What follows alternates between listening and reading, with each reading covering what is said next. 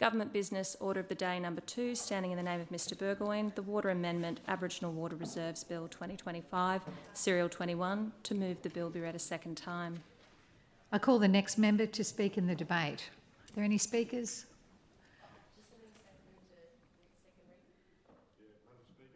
Oh, sorry.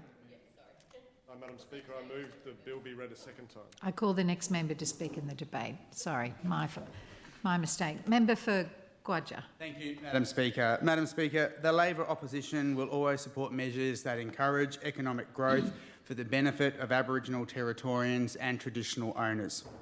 But, Madam Speaker, in a rerun of the sacred sites legislation passed by the CLP government last week, we now have another piece of legislation before the House that impacts Aboriginal people while cutting them off and out of the conversation. The government claims that they're doing this for the benefit of Aboriginal people, but it is increasingly difficult to believe that is their agenda when Aboriginal landowners and their representative bodies have not been consulted. This is a government that does things to Aboriginal people, not for them or not with them. The significance of water to Aboriginal Territorians cannot be underestimated, culturally, socially and economically. Those opposite in government would have you believe that some of this work is an amazing piece of legislation that will unlock economic potential for Aboriginal water reserves. But, Madam Speaker, like so much of what the CLP does, is it leaves more questions than answers. It is difficult to get to the bottom of why the government has chosen to tinker with these very specific water amendments rather than consider them in the broader context of much-needed water reform for the Territory. We asked questions in our briefing, Madam Speaker, on this bill, and we got no answers. There is no sense of why they have plucked these particular changes out of the air or why there is such a priority that they can't even take time to speak with Aboriginal people before forging on with them. Madam Speaker, water security is a critical issue for all Territorians, and it is time this government committed to making it one of their priorities. But they need to do it in a considered, meaningful way, taking the community along with them. Madam Speaker, late last year we stood in this House and moved a motion calling on the CLP to commit to and to continue to deliver the implementation of priority actions identified in the Territory Water Allocation Plan. Madam Speaker, we called on them to recognise the Northern Territory's first whole-of-government strategic water security plan developed by the former Labor government following comprehensive community and industry consultation. When we saw what was happening in the Murray-Darling regarding the overuse of water, we acted.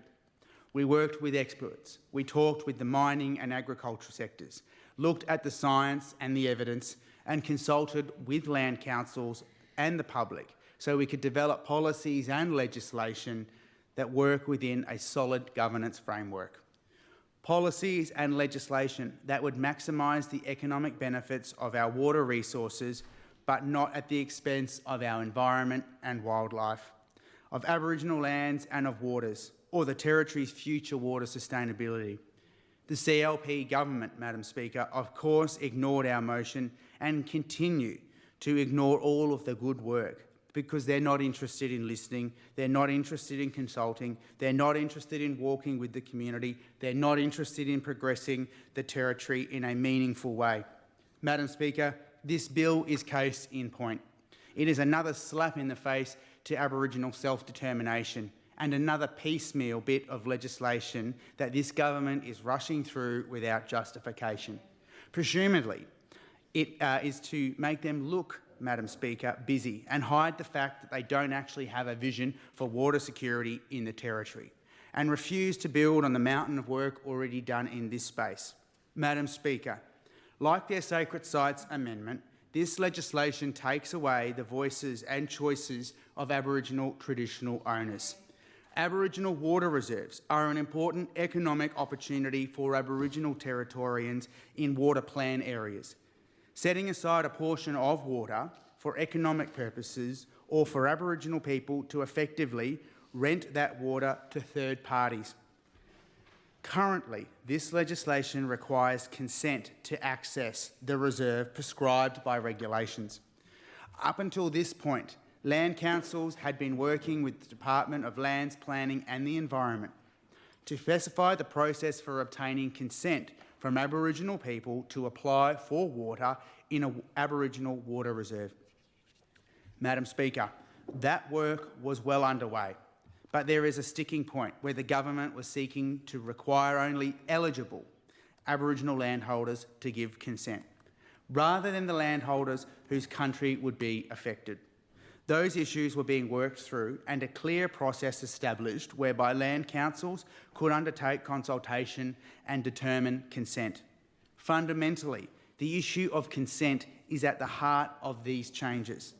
What the government is seeking to do here, Madam Speaker, is to remove that consent and the process for obtaining consent.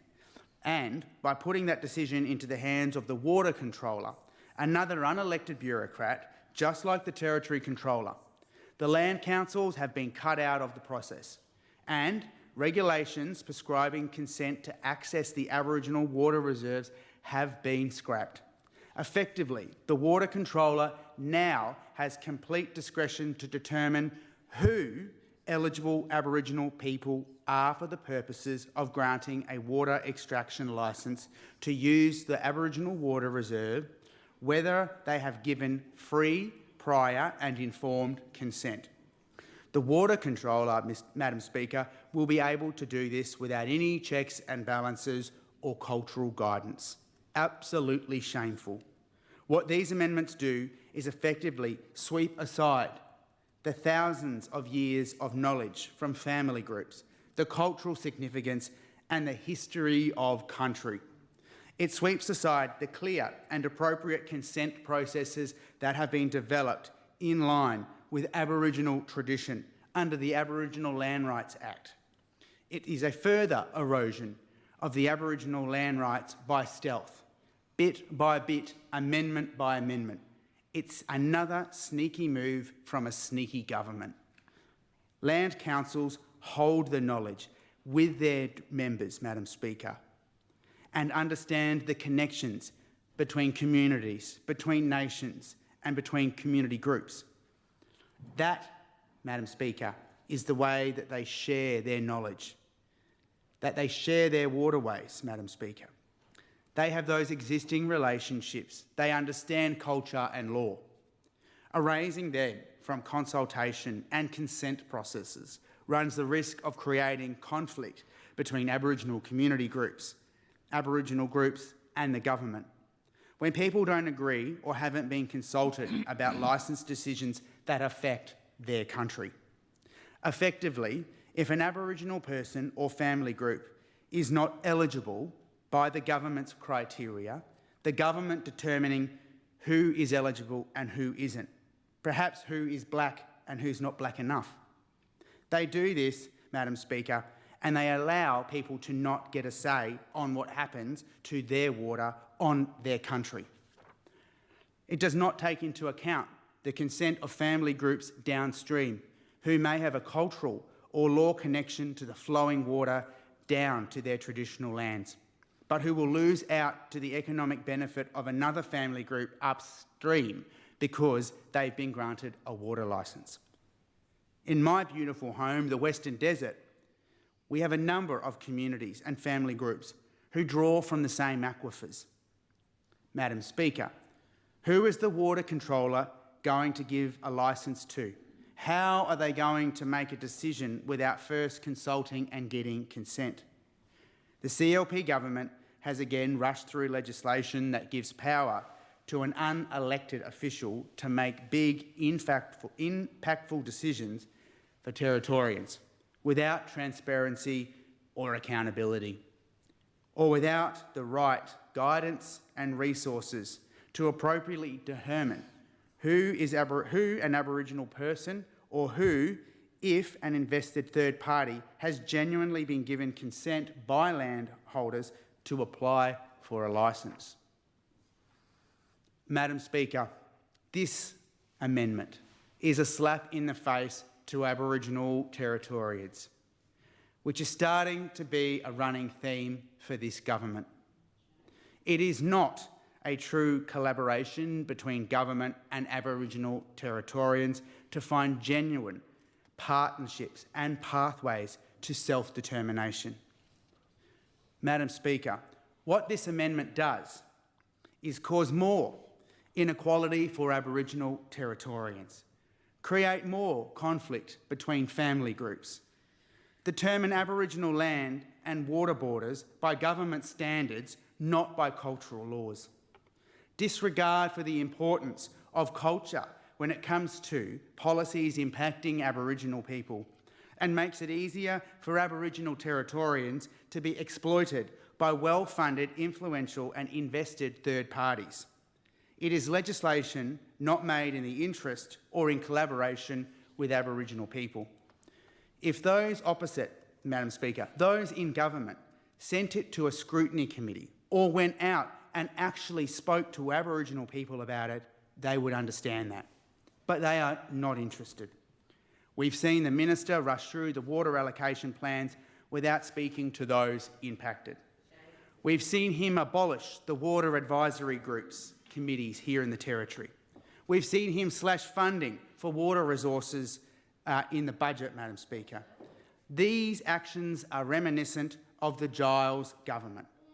They are the damage that was caused when they changed the water allocations and the water policies, including the way they eroded community trust in allocation of water licences.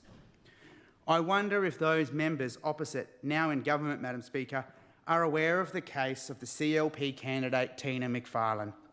Miss McFarlane was granted a water licence of 5,800 megalitres of water a year by the Giles government.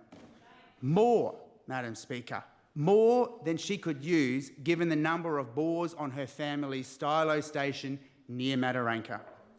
This is the type of decision-making that we have come to expect from the CLP when it comes to water licences. No accountability, no integrity. And while Giles and his cronies were being cavalier with their water for their mates, they were also busy stripping back water rights for Aboriginal people, scrapping the previous government's strategic Indigenous water reserve policy as soon as they came to government. And here we are again, Madam Speaker, with the CLP doing what they do. It's in their DNA, eroding the rights of Aboriginal people when it comes to water. Madam Speaker, what we are seeing is that, Madam Speaker, this lot isn't game enough to scrap the Aboriginal water reserves altogether, but what they are doing is denying Aboriginal people their absolute right to be part of the decision-making processes around water extraction licences on their own land, Aboriginal land.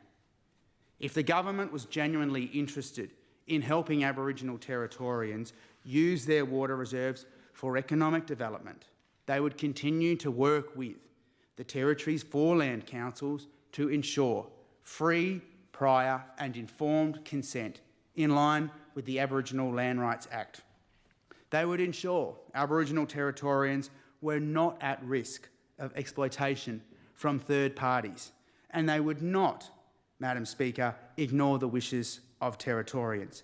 They would demonstrate some regard for the important connection between country, language, land and culture for Aboriginal Territorians. They would also start by doing something that might actually make a difference, by implementing the Territory Water Plan, ensuring we are managing our water resources for the benefit of all Territorians, not our mates, making sure that we are managing the Territory's water resources so that we can protect our environment and address the mounting pressures from climate change impacts, Madam Speaker.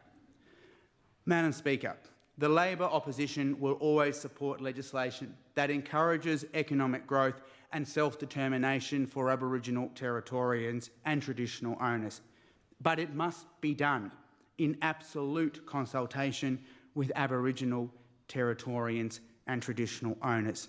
It is beyond belief that this government continues to do things to Territorians not with Territorians. We have made it clear, Madam Speaker, this legislation has been rushed. We saw last week, Madam Speaker, this government, the CLP government, watered down the Northern Territory sacred sites laws. The biggest connection to many sacred sites in the Northern Territory, Madam Speaker, is water. Water sustains so many of those unique ecosystems on Aboriginal land. Many sacred sites are living and breathing. They rely on important resources like water to survive. Soakages, bores, rivers, trees, they are all living, breathing matters, Madam Speaker, and they need water to survive. Many of those sites are connected. Many of the aquifers in the Northern Territory have a unique connection to Aboriginal people and their places of significance. And this legislation does not take those into consideration. This legislation does not recognise that the Northern Territory was leading the way when it came to strategic Aboriginal water reserves within the National Closing the Gap Agreement. Ignored. This agreement was absolutely being recognised from all jurisdictions across the country, Madam Speaker. And yet again, we see a government come in here, bring in this legislation, eroding the voices, eroding the processes for Aboriginal people to have a say and to give consent. We have heard from this government time and time again the importance of consent, and we absolutely agree.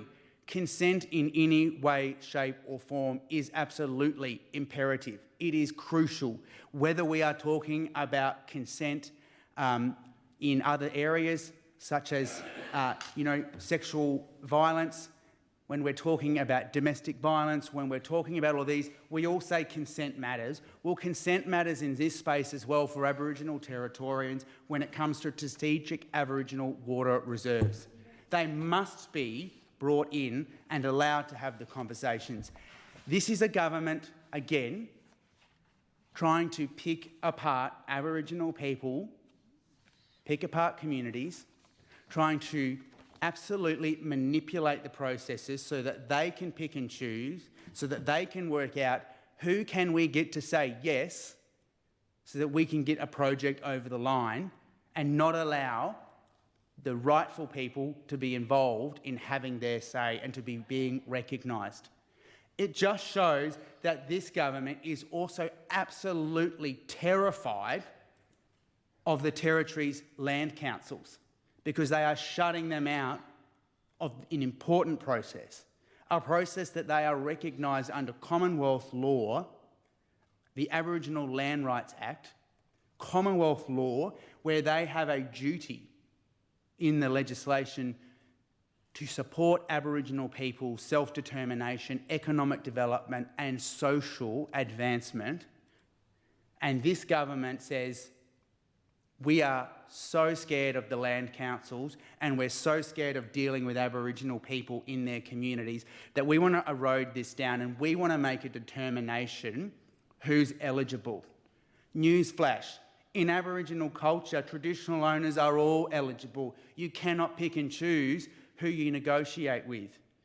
Under the Aboriginal Land Rights Act, under the Land Trust, they are all recognised and they should absolutely be recognised as the rightful people to speak for country. We come from unique places in the Northern Territory, Madam Speaker, where water is so precious. Water is life. You only have to look at the southern region of the Northern Territory, Madam Speaker, where we get our water from underground, grounds water. That water is connected. Yes, there are multiple aquifers, but they are significant in size and they span over many communities, many different language groups, and they all must be involved. You cannot say we're only going to speak to a community here and 100 kilometres away or 50 kilometres away where we have the maps that tell us it is the same aquifer that we are not going to talk to them because this project's only happening in this community. But that's effectively what we're doing, Madam Speaker, with this legislation. We are choosing, this government is choosing to ignore the science again and say, we're only doing this project, or we only want to do this project in community X, so we're only going to talk with community X. But the aquifer actually spans so far and wide, but we're not going to talk to other people about it. That will have absolutely consequences for those other communities, consequences on the aquifers if it is not managed correctly, Madam Speaker. There's been a huge volume of work as well being undertaken by the department around water, because there are some places in the Northern Territory that are over-allocated. Now, in the Northern Territory southern region, we do not get recharge like the top end at the rate that they do. So if you are taking more than we are getting recharged, we are effectively, Madam Speaker, mining water. We absolutely need to make sure that decisions are not being done in isolations. And remember the importance. Every remote Aboriginal community is connected. Everyone is related to each other, everyone has strong cultural links, everyone has family connections, and Aboriginal people don't just stay in one community. So you may have an elder who lives in another community but can speak for that part of country because of their 𝙍𝙀𝙇𝙀𝙑𝘼𝙈, their dreaming story, their inherent connection to that place, Madam Speaker. That is why we do not support this bill, Madam Speaker, because it, again, is very, very vague when we're talking about free, prior and informed consent. And it is absolutely concerning, the term that we are hearing now, eligible. An eligible blackfella is what this government is saying. Well, who is that? If I don't live in my community anymore, am I not eligible? If I'm not recognised by an agency, am I not recognised? Am I not eligible? These are questions that our community are going to want to know. Who is eligible and who is not? Why would you not leave the measures in place now that absolutely say work with traditional owners, work with the Territory's land councils who have the expertise, who have the knowledge.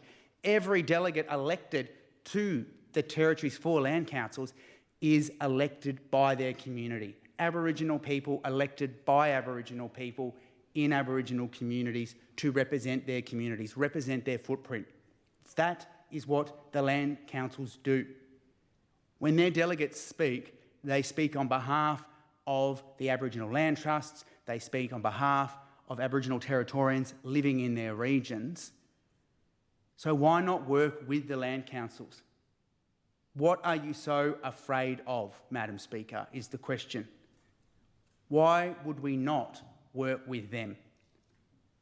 There's been a volume of work. Let's be absolutely 100% clear, there is a narrative being painted that Aboriginal people, my countrymen, for some reason don't want economic development. We want economic development.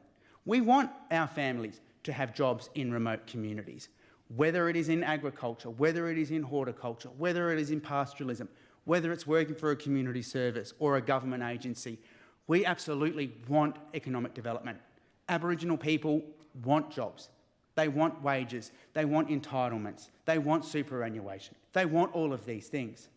But what they don't want is a continual process, Madam Speaker, that erodes the importance of country, that hurts country, that damages the landscape, and there is no remediation plan, or importantly, they have never been involved in the free, prior and informed consent processes.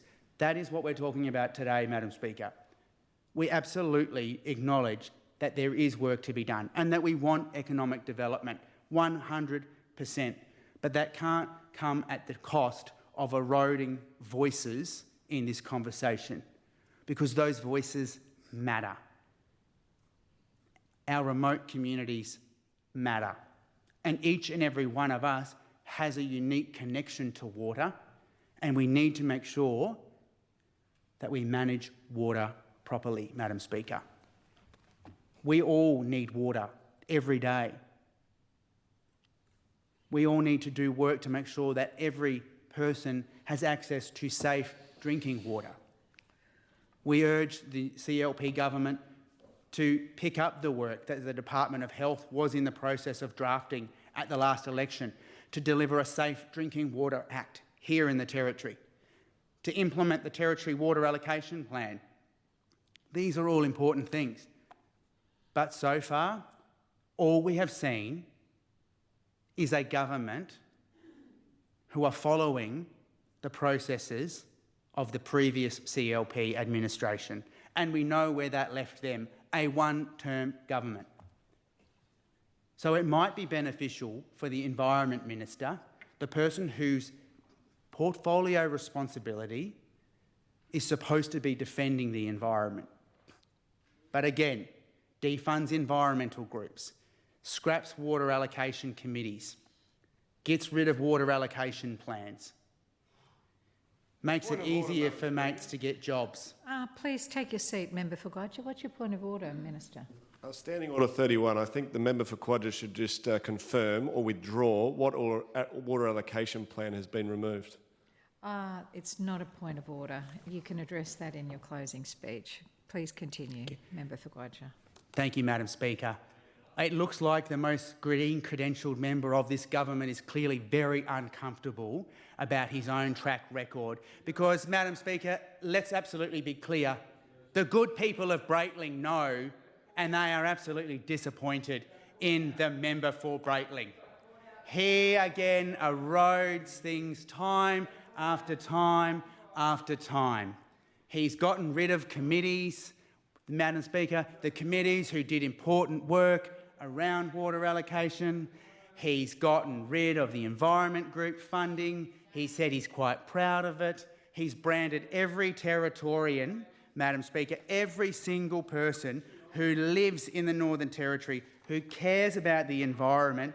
We've got the member for Breitling, the so-called Environment Minister who's supposed to care about the environment. Again, what we see him doing is continually eroding all of that work to benefit who? Not the good people of Breitling, not every Territorian across the Northern Territory, but a select few, Madam Speaker. That is what he's doing, and he feels uncomfortable about it. We know by looking at how important the environment is to many people, just how disappointed they are with the member for Breitling. And, Madam Speaker, we've heard it again and again, and we continue to hear it. We've had the Minister, Josh Burgoyne, the member for Breitling, rush through those water allocation plans without speaking to people who have been impacted. He's abolished the Water Advisory Committee. He slashed funding for water resources in this budget. And, Madam Speaker, we've seen his track record about respecting the views and wishes of Aboriginal Territorians when it comes to the Sacred Sites Act. We're now in Parliament debating this bill where he thinks that him and his government can determine who an eligible Aboriginal person is for the purposes of this. That is disgraceful, Madam Speaker. But that's what you get under this CLP. Not a single Aboriginal member of the Northern Territory Legislative Assembly is Aboriginal for the CLP. They fail to consult with Aboriginal Territorians. They shut out the land councils when it comes to this important process. They don't even listen to their own statutory bodies, like ARPA, who raise concerns about sacred sites, who raise concerns about water. Ignored, ignored, ignored. So I'm looking forward to the Minister talking and telling us what, Madam Speaker, or who is an eligible person. Because for me, an Aboriginal person are traditional owners recognised under Commonwealth law. They should not be shut out. You should be thinking about this as you do it because, Madam Speaker, let's be clear, everything is connected. Water is not in isolation. Our rivers run far and wide through the Northern Territory. Our aquifers run for hundreds of kilometres under the ground. They are absolutely all connected. You cannot take thousands of litres of water out of one community and expect that it won't have an impact on a surrounding community or sacred site because you just made that decision and you just consulted with a particular community. It is wrong. It is not right. How do you justify that? How do you justify that communities are being excluded from this process because we don't want to do development in that community, we want to do it here, but the water is connected. The aquifer is connected. And in the desert, we don't get the recharge. When you're pulling thousands of litres of water out of the rivers in the big rivers region, that has unintended consequences on the rest of those unique ecosystems, Madam Speaker. That's what we need to be talking about. But instead, we are not. This was an opportunity for the CLP to come in here and do some wholesale important reform on how water is allocated, to implement the water allocation plan, to not cut money out of the budget. That's what we should be discussing. But we're not. Now, Madam Speaker, I acknowledge and I do say to the Minister for the Environment, I do acknowledge that, yes, you haven't cut any water from the water allocations or scrapped those plans yet, and we encourage you not to do that. But again, it needs to be consultative. It needs to be far and wide in terms of its consultation. And what we've seen is a government that is actually allergic to consultation because they won't talk to people about it. We didn't even get to take this to a scrutiny committee to actually ask for people to put in a submission, Madam Speaker. You could almost argue that this government is worse than the Giles government because at least the Giles government consulted a bit more extensively than this one. Completely shutting out voices and not even allowing people to even put in a submission on this bill is absolutely disgraceful, Madam Speaker. I think that many people from across the country will be looking at this change and thinking, what the hell is going on in the Northern Territory Indigenous Affairs space? Because the Minister for Aboriginal Affairs is going to have to go to the Closing the Gap meetings and justify we've watered down protections for sacred sites in our jurisdiction. We haven't funded the Aboriginal Justice Agreement properly. Now we're picking and choosing who's an eligible Aboriginal person for the purposes of water investment. But she's right, mate, we care. Well, actions speak louder than your promises, and you're absolutely not delivering. Madam Speaker, the actions of this government speak for themselves. They are not interested in empowering and elevating the voices of Aboriginal Territorians. It is evident in the legislation right in front of us right now. The Environment Minister comes out and says to any Territorian who actually cares about the environment and has been involved in important movements with the Northern Territory Chief Minister, go back to where you came from. Well, I'm sorry, but where do people like 𝙏𝙬𝙈𝙀𝙈 go? They're from here. They care about the environment. They care about water. They don't have anywhere to go. They're here. They've been here for thousands of years. People who have chosen to call the Territory home are allowed to be passionate about water, are allowed to be passionate about the environment, and absolutely deserve to have their voices heard and not be told and disrespected by this government to go back to where you came from. Or to be told by the Environment Minister, this is environmental lawfare for standing up and speaking about the environment. No, that's called passion. That's called believing in something. That's called standing by your conviction and standing up for the environment because she can't do it herself. This is the importance, Madam Speaker. This is what we need to be talking about 100%. This is absolutely crucial, and continually disrespecting and eroding people for standing up for the environment is not right. You've got the Environment Minister, who again under their government completely got rid of the portfolio of climate change. You very rarely hear this government actually talk about climate change or what it means. And then they say, oh, look, it's happening anyway, we just need to adapt to it. No, that's not right.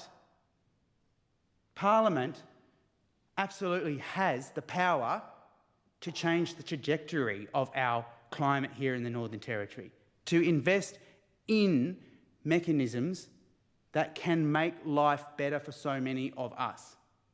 And that's what we need to be talking about. This is short-sighted. This is about making money quickly to make the Territory's economic narrative look better for a short period of time. What do we do when we have no water? What do we do when we can't drink the water? What do we do when remote communities are running out of water? We're going to have to spend more money on drilling deeper bores or bringing in water or filtering water. None of that is being spoken about. Madam Speaker, it is beyond belief that this government is again doing things to Territorians and not with them. We do not support this legislation. It is ill-conceived, it is piecemeal, it excludes Aboriginal people from important decisions, and it lacks any type of vision or strategic directions for the Northern Territory when it comes to one of the most important resources that sustains life for all of us. Madam Speaker, I cannot and will not support this bill. Member for Namatjira. Thank you, Madam Speaker. Madam Speaker, I rise this evening to speak in support of the Water Amendment, Aboriginal Water Reserves Bill of 2025. And I think the member for 𝙍𝙬𝙈𝙋𝙎, he might be an astronaut, so I'm not sure he was on our planet during his speech. The hypocrisy from the member for 𝙍𝙬𝙈 on speaking about development and economic development on Aboriginal communities in one hand, and then speaking against Aboriginal people and communities being able to utilise their own Aboriginal water reserve for their own economic development, just absolutely beggars belief, Madam Speaker. And we have here the Strategic Aboriginal Water Reserve Policy Framework. And Madam Speaker, that's not effectively being changed. And there was a lot of work done on that back in the day so that Aboriginal people have that access to their water reserve. And that speaks about who is an eligible person and who has the right to speak for the water. And all that work was done many, many years ago with targeted stakeholder consultation in conjunction with the land councils. Now, what Labor failed to do when they were developing this legislation in support of the Aboriginal Water Reserve was to make it clear on how people in the bush who had control over their water reserve could actually access it. And to date, Madam Speaker, since that was put in place, there is 60,000 megalitres of water available in the Aboriginal Water Reserve across the Territory, yet 0 megalitres have been activated, Madam Speaker. And the fact that the member for 𝙍𝙬𝙈 says that water is going to be ripped out and there'll be no water left in aquifers and no water left in communities is an absolute fallacy and a farce, and he is misleading Territorians because this is not true, Madam Speaker.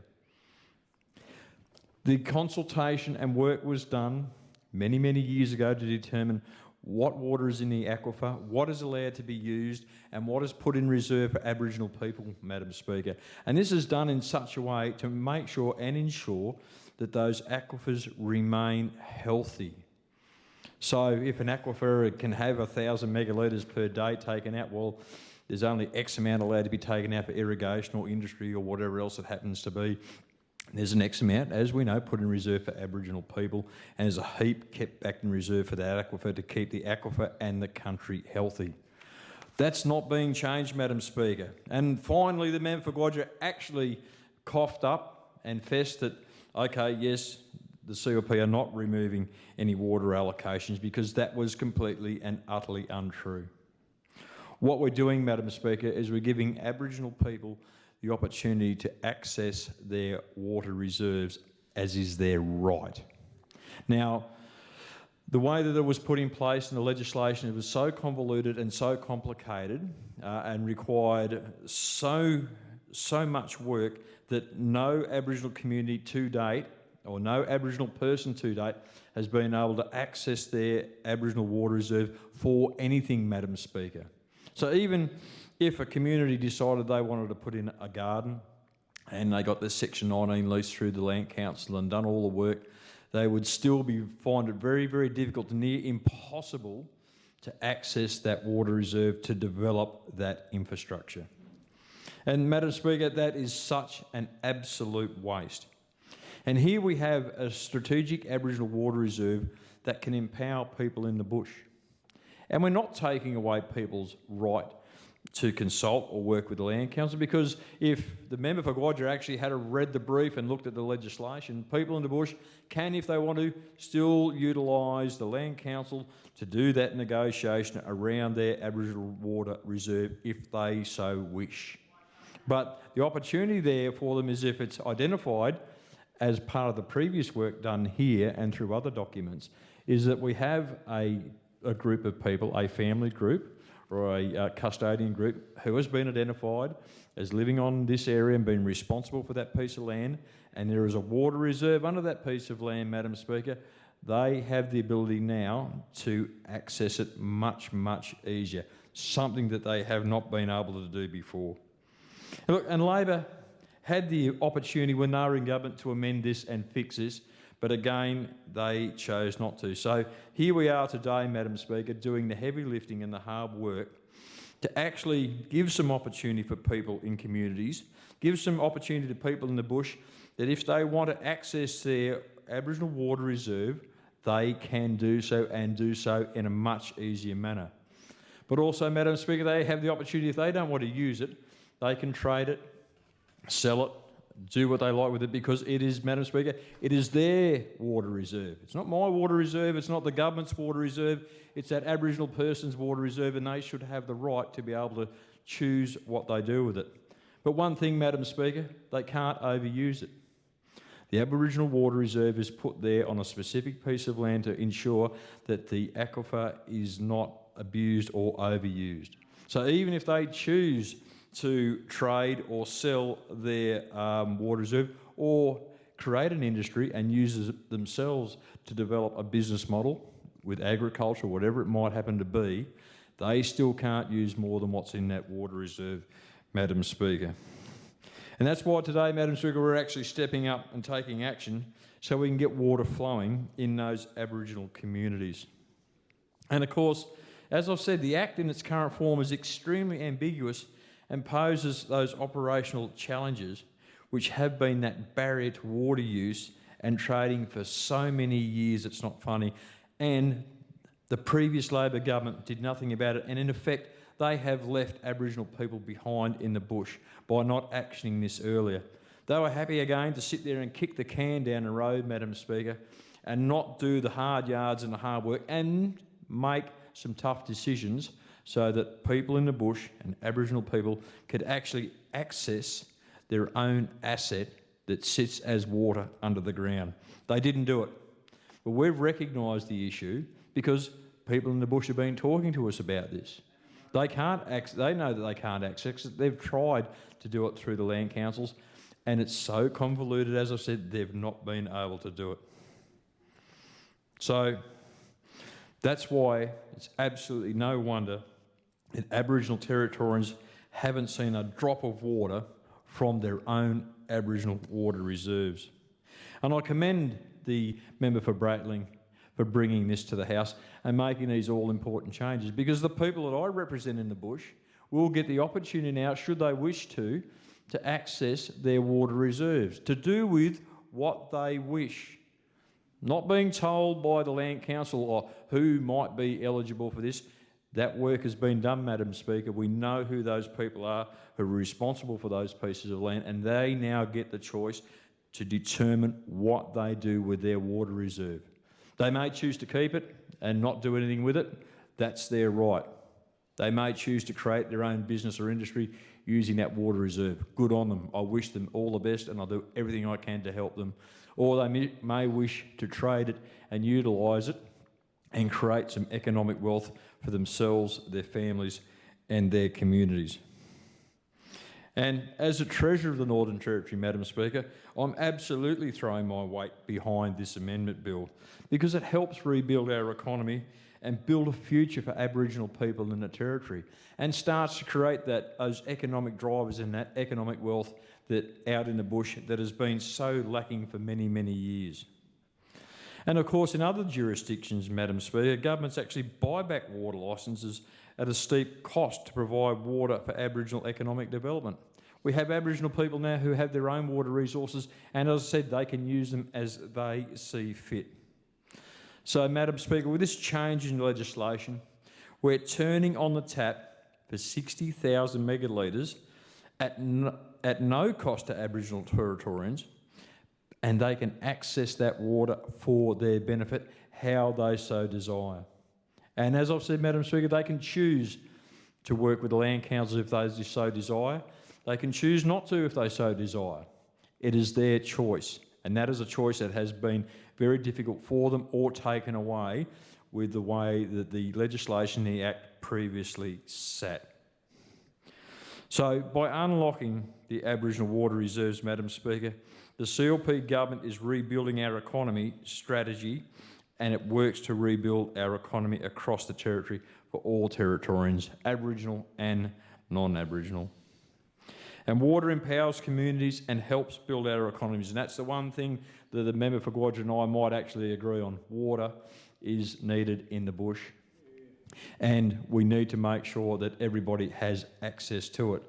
But I can tell you now, Madam Speaker, the changes to this Act do not jeopardise our water reserves, do not jeopardise our aquifers, because we are not changing the allocations, Madam Speaker.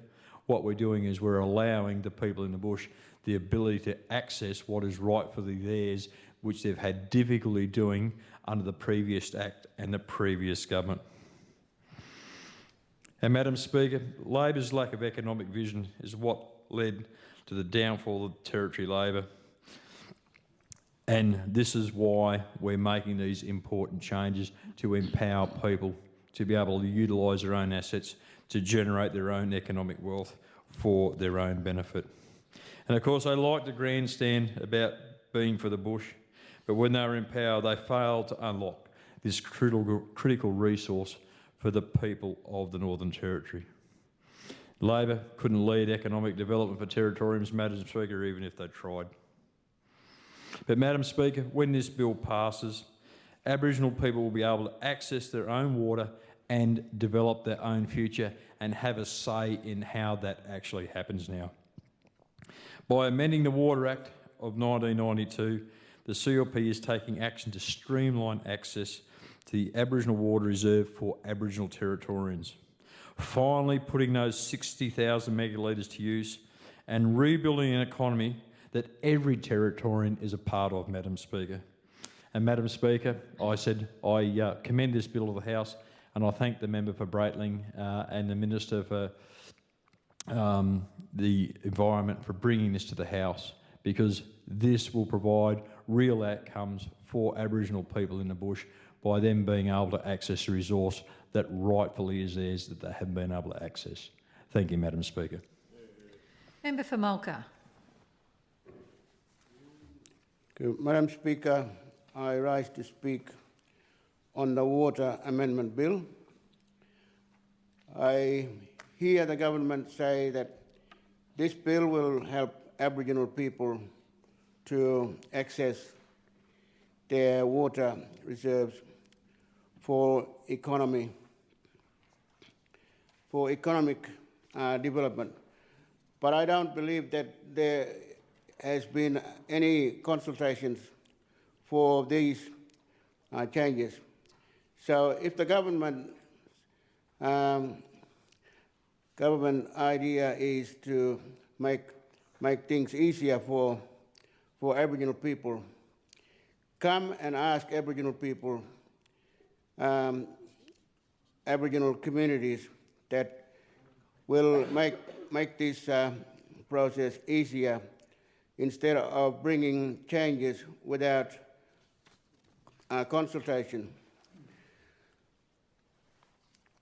Madam Speaker, what I believe has happened here is that the government want to make it easy for industry to negotiate an agreement with Aboriginal people. So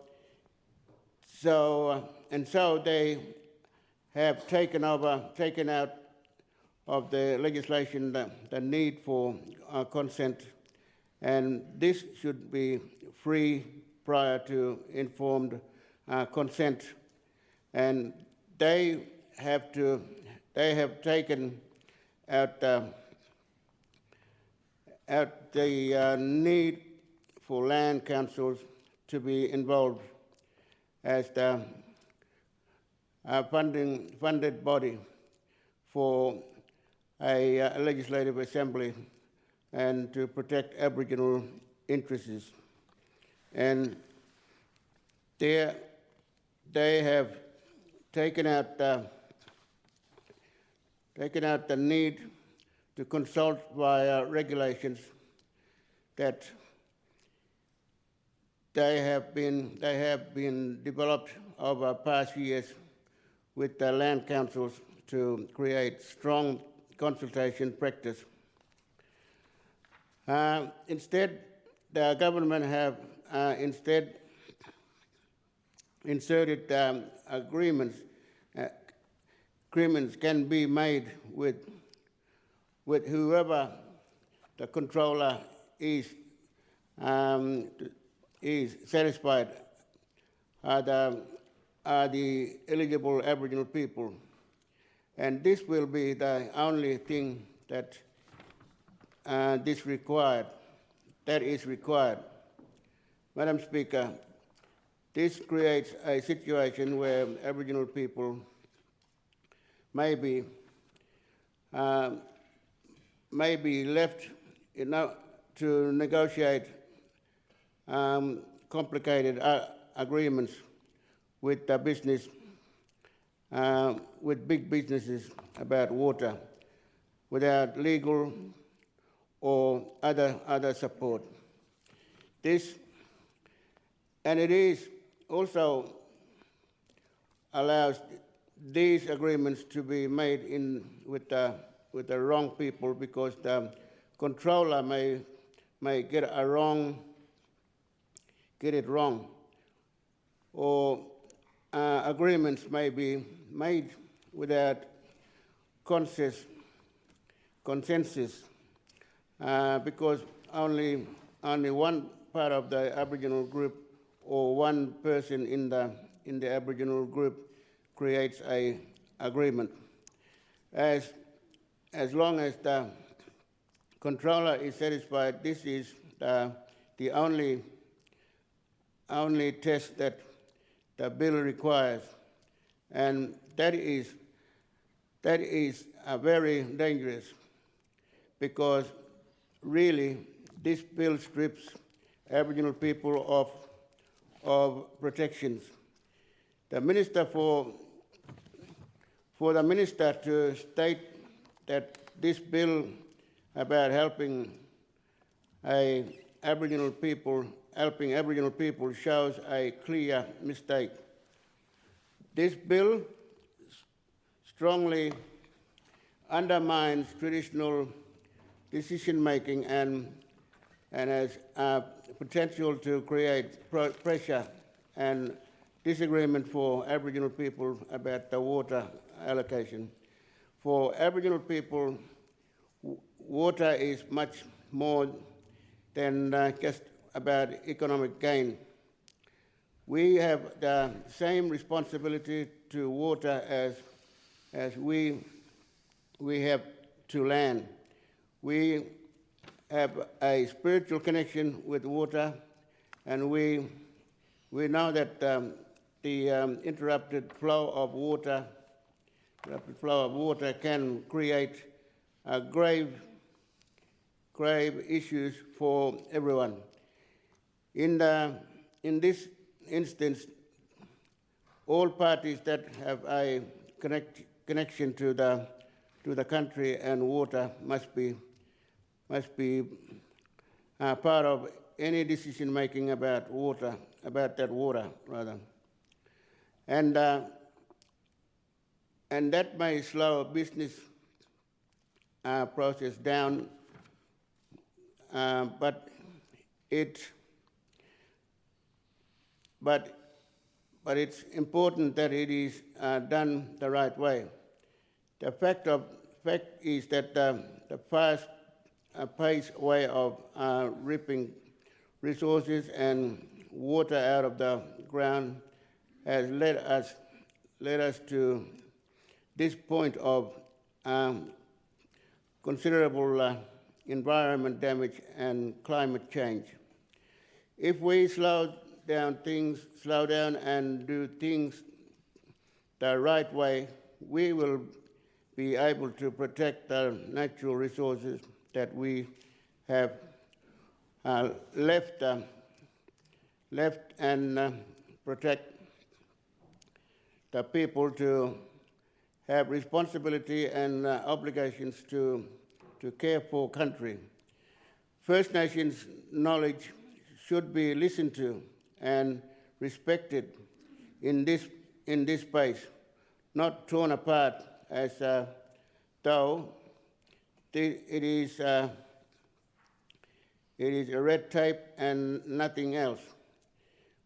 Only Yolngu country, traditional and current decision-making process about land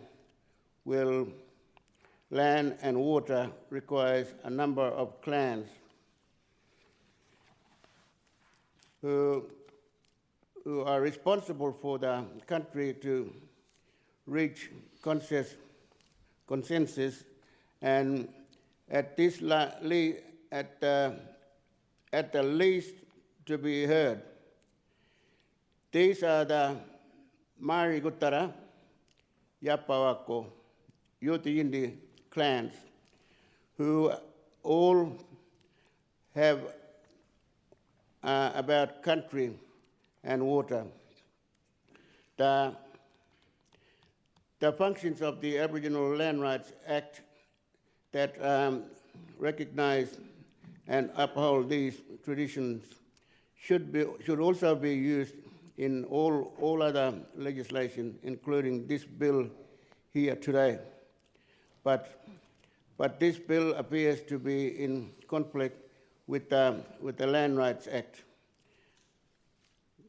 Mr. Deputy Speaker, I do not support this bill, and I think the government should be more honest about the intentions of the bill. Aboriginal people are not a political football. The same as Aboriginal Land Rights Act, the same as sacred sites laws, same as sacred sites laws. We have protections to ensure that free, prior and informed consent is provided, that proper consultation processes are followed. That should be respected by this government and upheld across all legislation. Instead, the government are trying to move these protections and pretend that they are helping people and helping our Aboriginal people. Mr. Deputy Speaker, I am aware that land councils are very concerned that the bill will give too much discretion to the water controller without the checks and balances, guidance, or resources to accurately and appropriately determine who eligible Aboriginal people are. And where they have given free, prior and informed consent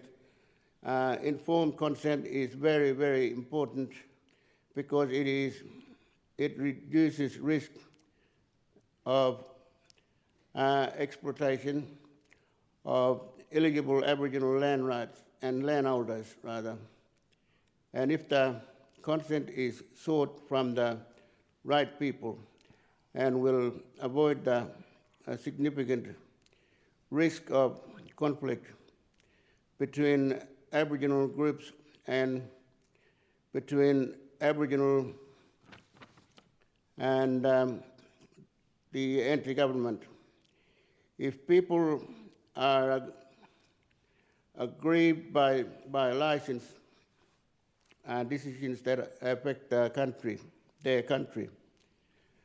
Mr. Deputy Speaker, I share these concerns with the land councils, and I believe this is another bill that should be withdrawn. The government have no mandate from the people who this bill affects. They have all decided not to engage in proper consultation, and they are changing laws in a way that may harm First Nations people. I'd like to, Mr. Deputy Speaker, just freely explain the Aboriginal leaders and the authority. The authority. We have always talked about working together, listening to the authorities in case of this land, the sacred sites that come through. Let me give a word in the Parliament here, or over in the King's Palace. There are leaders who are entitled to work democratically to that party. Democratic system. Now, I am saying this is the same way that our Yolngu leaders run governance, and yet we've been just walked over, being walked over. I'd like to make that clear. Yolngu leaders, the 𝙍𝙀𝙇𝙀𝙑, the people that call out and democratically call, I give, the Pope has been given a power, the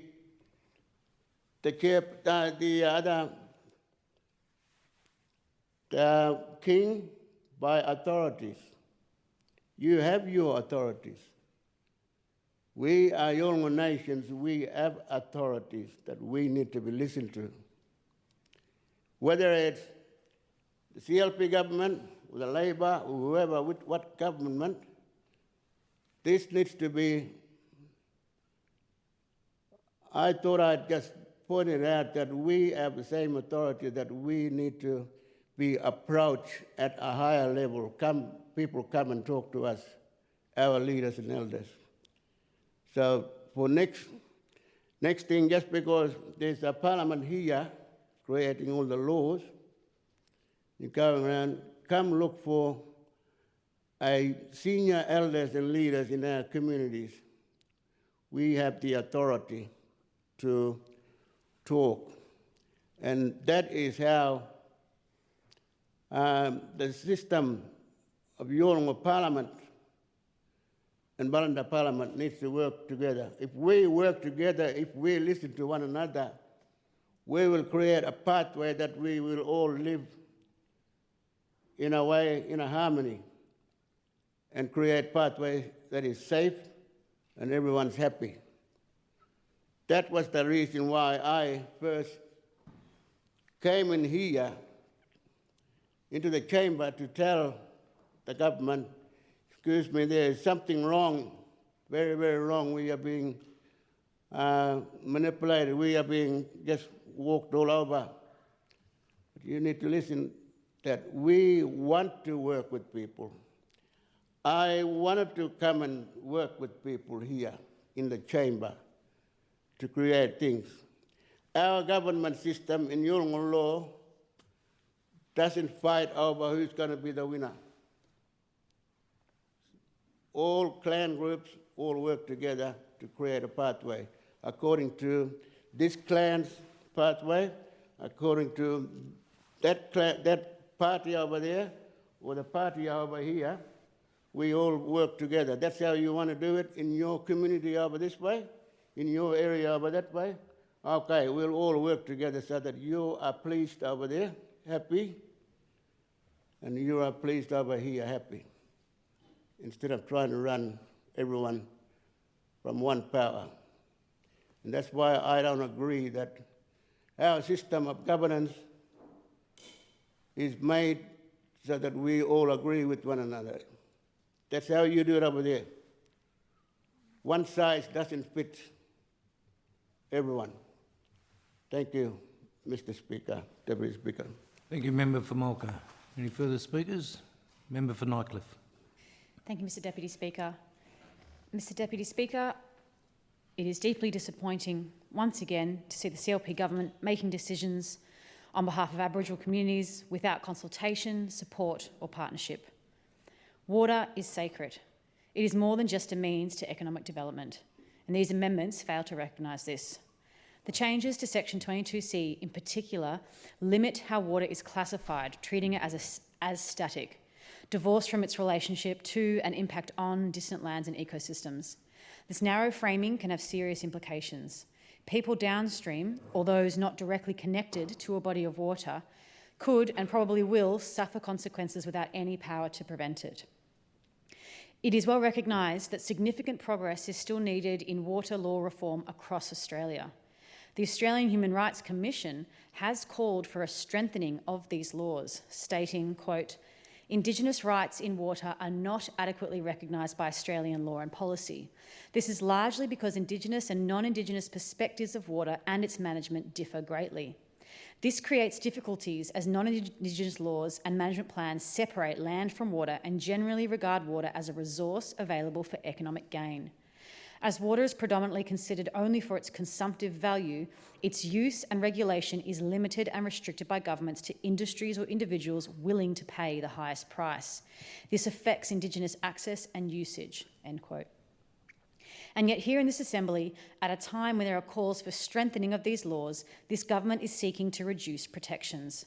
The Northern and Central Land Councils have described these changes as an anti-democratic regime pursuing economic development at any cost. The CLP continues to claim it is working with land councils. They suggest these changes are merely removing arduous box-ticking exercises from water licence processes under the Aboriginal water reserves. They try to reassure us that, in practice, land councils may still be consulted. But if this were truly the case, why have the Northern and Central Land Councils released the following public statement? If you'll allow me, I would like to read it in full because it is really important that this Assembly hears the entirety of their critique and that it gets on the record. Quote, "This government cannot be trusted. Its latest attack on water rights is a bill designed to rip Aboriginal water reserves out of Aboriginal hands. These reserves are small portions of water set aside in water allocation plans for Aboriginal people to use for trade or economic development. Combined with the imposition of an all-powerful, unelected territory coordinator, the assault on sacred sites protection and the removal of Territorians' rights to seek merits reviews of government decisions, this proposal demolishes the integrity of the Territory Government.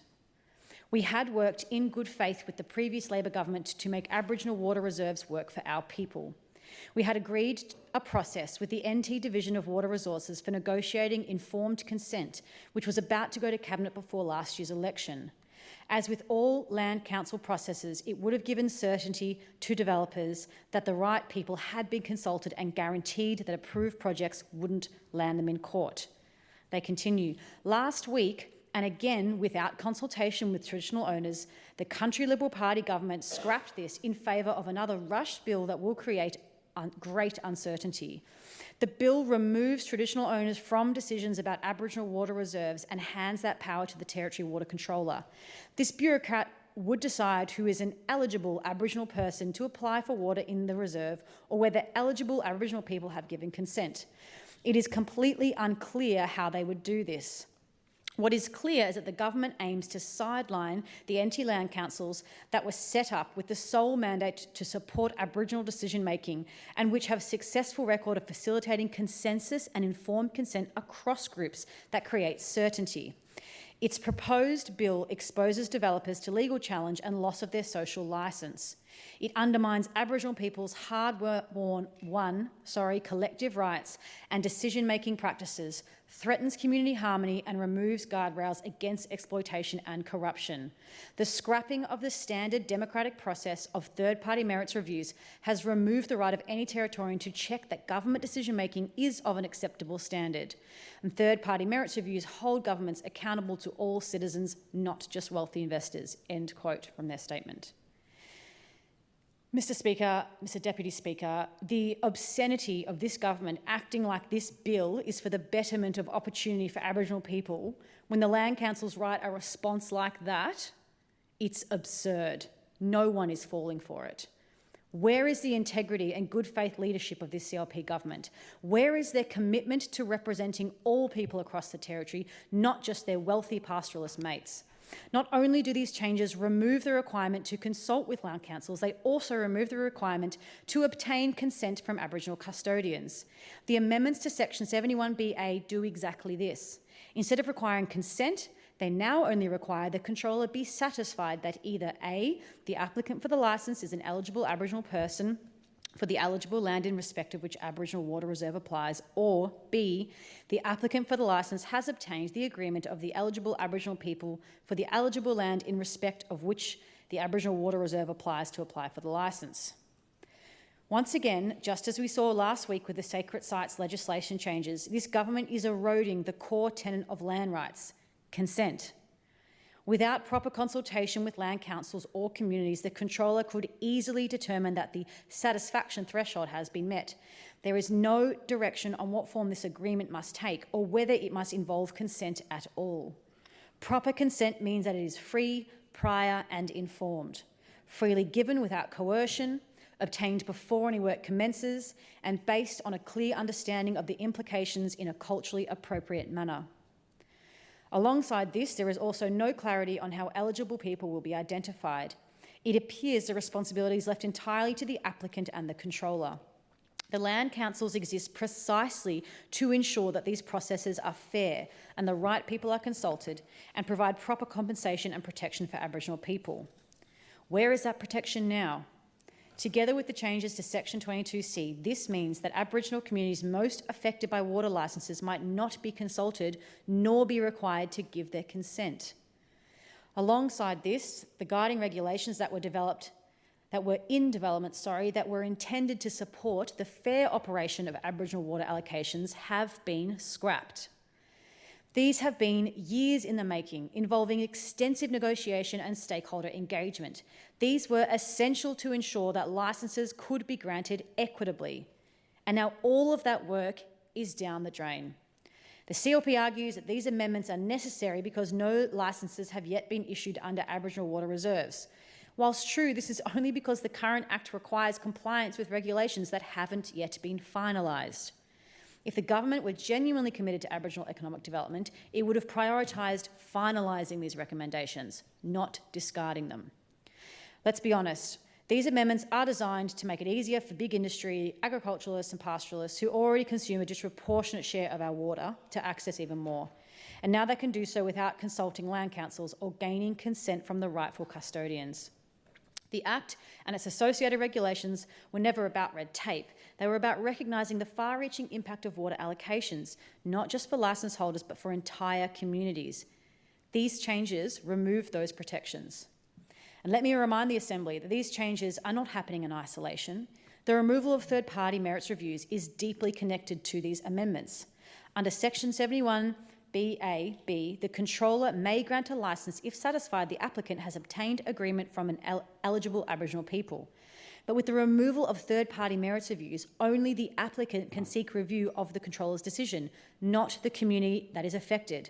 And let me remind you that the applicant is not the traditional custodians, it's a third party who is gaining access to this water. This means that if the controller is unaware of critical information, that information cannot be brought into consideration in court through judicial review. This is a profound failure of accountability. Mr Deputy Speaker, I want to address the fundamental science of groundwater in the Northern Territory and why these amendments are so dangerous, particularly in our arid regions, because they are not designed for genuine use by Aboriginal people, but are designed for mass extraction by their mates in big industry. In the Northern Territory, 90% of our water supply comes from groundwater. This isn't just a statistic, it is the lifeblood of our communities and ecosystems. Our groundwater comes from rain that seeps into underground water storage called aquifers, which eventually flows into rivers, lakes and oceans. The science is clear on how these systems work. In arid zones, like much of the Territory, water tables recharge extremely slowly due to limited rainfall and high evaporation rates. The current rules for the arid zone already permit extraction of up to 80% of an aquifer's total groundwater storage capacity over a century. This is already dangerously high. Many scientists have spoken about this, and the impact of such extraction are potentially irreversible. These amendments fail to recognise the interconnected nature of our water systems and the fragile balance that maintains them. Studies have found that the current rules governing groundwater licensing in areas without a water allocation plan are, quote, poorly suited to protect ecological, Indigenous, socio-cultural and other water use values. What happens when we over-extract from these aquifers? The scientific evidence paints a disturbing picture. Excessive groundwater withdrawals cause groundwater levels to decline, resulting in seawater intrusion, land subsidence, stream flow depletion, and wells and bores running dry. These aren't theoretical risks, they're documented realities happening globally and in Australia. The NT is home to unique groundwater-dependent ecosystems, springs, riverbed seepages, and patches of monsoon forest and other forests that solely depend on groundwater to exist. Many of these forests rely on permanent spring-fed water to survive, particularly in the top end. But these ecosystems are incredibly vulnerable. Overuse of groundwater directly harms springs, soaks and rivers that depend on these underground water resources. Perhaps most concerning is that in arid zones, it is simply not possible to avoid harm to groundwater-dependent ecosystems if most water stored in an aquifer is extracted. Such extraction inevitably reduces or completely stops groundwater flows to the surface environment. And once the damage is done, there is often no going back. The 100-year timeframe that applies under the arid zone rule effectively shifts the burden of harm into the future. If new permits are issued to projects that deplete aquifers, long-term damage is locked in. Let me be clear. The rules that this government is now seeking to weaken allow the depletion of substantial groundwater storage and risk the reduction or loss of groundwater flows to ecosystems and stygofauna habitat and reduce throughflow of groundwater between different regions. These serious concerns are investigated in the peer-review article Carol Jackson and Nede, titled Risks in the Current Groundwater Regulation Approach in the Beetaloo Region, Northern Territory, Australia. The challenge of determining sustainable extraction limits is recognised as one of the highest ranked challenges by groundwater experts in Australia. Yet this CLP government is eager to bypass science and consultation in favour of quick profits for their mates. We've seen what happens in the precious ecosystems of Mataranka, where the thermal pools and Roper River depend on healthy aquifers. A senior NT water bureaucrat has already warned that over-extraction threatens permanent flows to the Roper River. Is this government willing to risk these iconic natural wonders for short-term gain? Water isn't just a resource. It is a complex system that sustains life across the territory. Our underground water needs to be managed with scientific understanding, deep respect, and a commitment to sustainability for future generations. These amendments do the opposite. The combination of inadequate evidence about territory, water resources, and the silencing of Aboriginal stakeholders is fueling chaos, conflict, and growing inequality.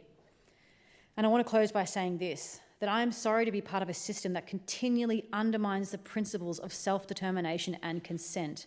And I'm sorry to the Aboriginal communities who are having your rights attacked. We are letting you down in this Assembly. Thank you. Thank you, Member for Nightcliff. Any further speakers? Member for Johnson. Thank you, Mr Deputy Speaker. Mr Deputy Speaker, we know this government's seeking to amend the law that governs how water is reserved for Aboriginal people to use for economic development. And we've heard that once again Aboriginal voices have been left out of this process. This bill directly affects Aboriginal land, Aboriginal rights and Aboriginal futures, but where are their voices in the making of this law? I want to pause and share the perspective of the 𝙍𝙬𝙈𝙀𝙼𝙈 clan, who remind us, in the 𝙬𝙈 worldview, water is the giver of sacred knowledge of all ceremonies and lands. Whether fresh or salt, travelling over or under land or sea, water is the source of all that is holy. There is surface water and there is inside water. The land carries it along an inside path and it emerges as spring water in the sea. Salt water sits on the surface. Fresh water runs deep inside. Talk about water must be had at the feet of the old people. This sacred relationship with water is not symbolic, it is law, it is governance, it is decision-making, and yet here we are debating a bill again, a bill that directly impacts on Aboriginal people's land and law, in this case their water, without having meaningfully included Aboriginal people in its design. Mr Deputy Speaker, this is not consultation, this is not partnership, this is not respectful, and this is not good governance. Time and time again in this parliament, we've heard the rejection of the idea of consultation, unless, of course, it's related to voluntary assisted dying, the only policy discussed in this chamber that has already been consulted on extensively. And we rarely talk about what true consultation actually means or why it matters. Consultation isn't something we just do for the sake of it, to make people feel nice or to appease oppositional groups. Consultation is about learning how to make our laws effective, efficient, and ensuring that they do not harm the people where they are intended to help them. Consultation is about finding out what works. If we don't consult, we build dysfunctional laws, create headaches for everyone, open up long and exhaustive legal battles, and at times harm people when that harm could have been avoided. We've been told that this bill and the intention of it is to improve economic opportunities for Aboriginal Territorians, but that aim is undercut by a dangerous omission. The bill removes requirements for regulations that prescribe how consent must be obtained before issuing water licences under Aboriginal water reserves. It also removes the explicit role of land councils in ensuring that that consent is given by the right people through the right processes according to Aboriginal law and tradition. There is clear established pathways for gaining consent under the Aboriginal Land Rights Act. That process exists for a reason, because Aboriginal law, authority and governance matter. So I ask, how can the water controller possibly make informed, fair decisions if there is no requirement to obtain consent from the correct Aboriginal legal body representing the relevant rights and interests? Let me be very clear, for this bill to work as intended, if its true aim is to support Aboriginal economic empowerment and development, it must include a provision that requires written consent from the appropriate Aboriginal legal entity before any water licence is issued from the reserve. There's absolutely no justification not to include this. It's not just an administrative detail, it's a matter of principle, of process and, as I said, of respect. And it's also about ensuring that we've got a system that works effectively. Without this, the bill risks doing the opposite of what it claims.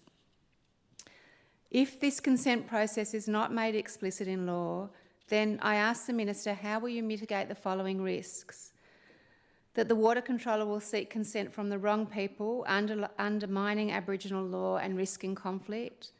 That non-exclusive native title holders will be excluded from decisions about water use on their country.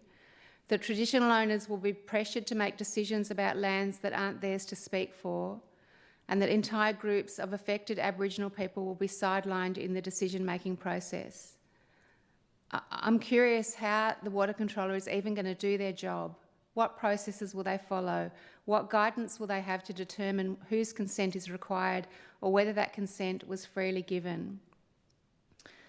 Further, I note that the Water Act, which covers Aboriginal water reserves, is a scheduled law under the Territory Coordinator Act.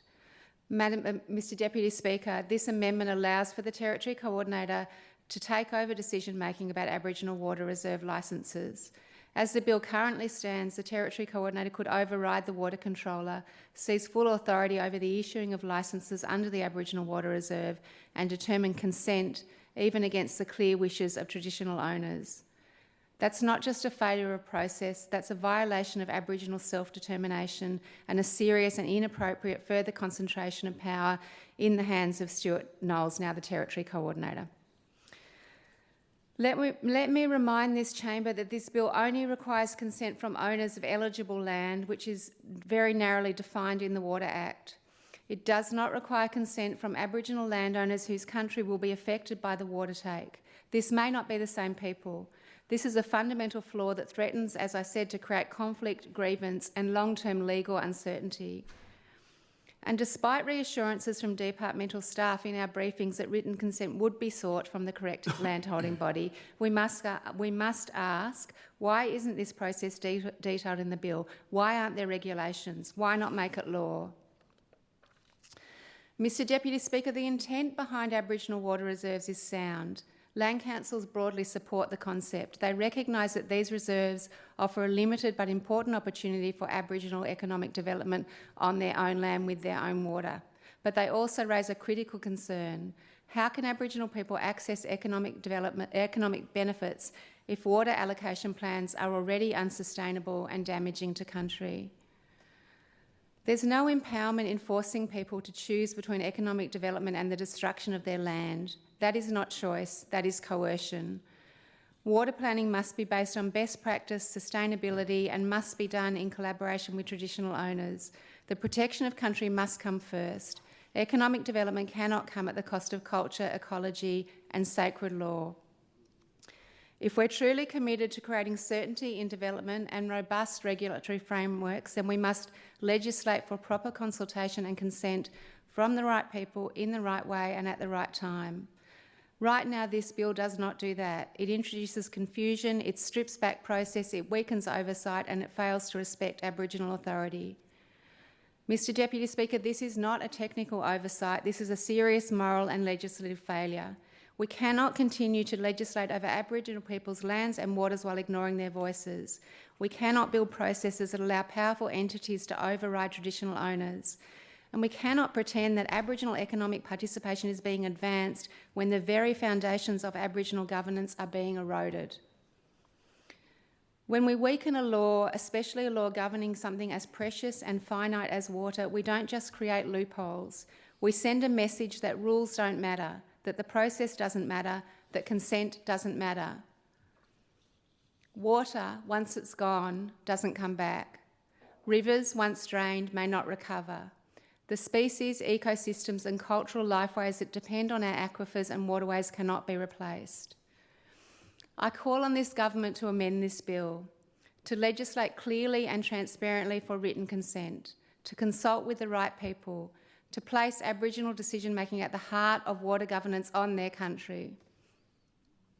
I also understand from talking with the land councils that there were significant regulations drafted and ready to enact which would have stepped out exactly how consent was to be obtained. I understand these regulations were consulted on extensively and would have addressed the issues preventing water access under the previous scheme. I don't understand why this government has chosen to throw out years of work to ensure the sustainability and equitability of access to water under Aboriginal water reserves, including consultation and input from downstream communities or communities sharing groundwater systems. It's just beyond me. It's not hard to get this right, and it's not too late to get it right, but it is urgent. The decisions we make today will shape the health of our land, our communities, our economy and our democracy for generations to come. We must make the right decisions, and this is not the right decision. Thank you, Mr Deputy Speaker. Thank you. Member for Johnson. Any further speakers? Minister, in closing. Thank you very much, Mr Deputy Speaker. And I thank members for their contribution to this debate this evening. As we've discussed, the purpose of this bill is to improve the efficiency and administration of the Water Act and to ensure we can activate the water available in the Aboriginal Water Reserve. As we all know, this Northern Territory government was elected on a clear mandate to rebuild the Territory's economy. And we are committed to rebuilding the economy through a range of reforms that provide a strong foundation for growth. With robust regulatory frameworks, world-class environmental protections and long-term certainty for business investment, Mr Deputy Speaker. The introduction and successful passing of legislation for the Territory Coordinator and the removal of third-party merits review supports this commitment, and so does this bill, Mr Deputy Speaker. Water is an enabler for economic development. We use it for agriculture, horticulture, aquaculture, for mining, for onshore gas developments, and if we are to grow our territory, then we need to ensure that the water made available for economic benefits is used. There is currently around 60,000 megalitres in the Aboriginal Water Reserve available across the Northern Territory for economic development. However, to date, Mr Deputy Speaker, not one drop has been utilised. For too long, access to the Aboriginal Water Reserve has been impeded by distractions caused by ambiguous legislation, and because the former government was unable to find a solution to a problem of its own creation. A problem created because the former government did not implement its own policy. This bill corrects that ambiguity to make water reserve for Aboriginal economic development available for those who are ready to start doing business in the Territory today. This bill effectively does three things, Mr Deputy Speaker. Firstly, it makes clear that land that is eligible for designation to an Aboriginal water reserve under a water allocation plan. 2, it removes the duplication of consultation processes already undertaken as part of the development of a water allocation plan that have created distraction to the water allocation planning processes. And 3, it removes the requirement to establish regulations that prescribe the class of people who give consent and the process that must be followed in determining consent, enabling eligible Aboriginal landowners the autonomy to determine how and who gives consent for a person to apply for a licence from a reserve. Mr Deputy Speaker, we've heard many claims this evening, and I'm sure many others have heard claims that this bill removes traditional owners from decisions about Aboriginal water reserves. It's simply not true, Mr Deputy Speaker. This bill removes government from prescribing a process and allows eligible Aboriginal people to apply their own decision-making frameworks to determine who makes an application for a licence. Government does not impose on any other individual, group or company how it goes about deciding to apply for a water extraction licence. And we will not do this for Aboriginal landowners. All eligible Aboriginal people will have the autonomy within their land ownership group to decide how the water can be used and by whom, and to consult with whomever they wish, including potentially affected Aboriginal people. Agreeing to this bill means the Aboriginal Water Reserve can be activated now and signals to businesses and Aboriginal people that they can apply for licences now to support economic development of the Territory. I would like to acknowledge some of the comments made by the members today in response to this bill.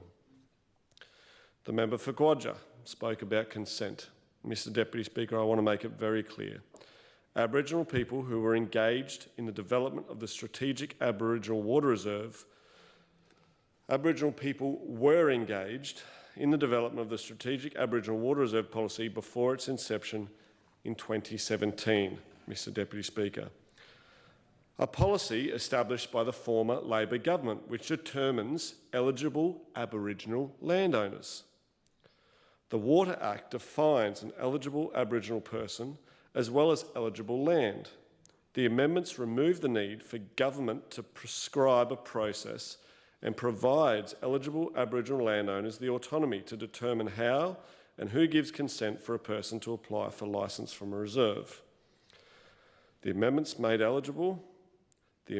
enable eligible Aboriginal people to make agreements with whomever they wish, including consulting in the way that meets their cultural obligations. Government does not impose on any other individual, group or company how it goes about deciding, as I've said earlier.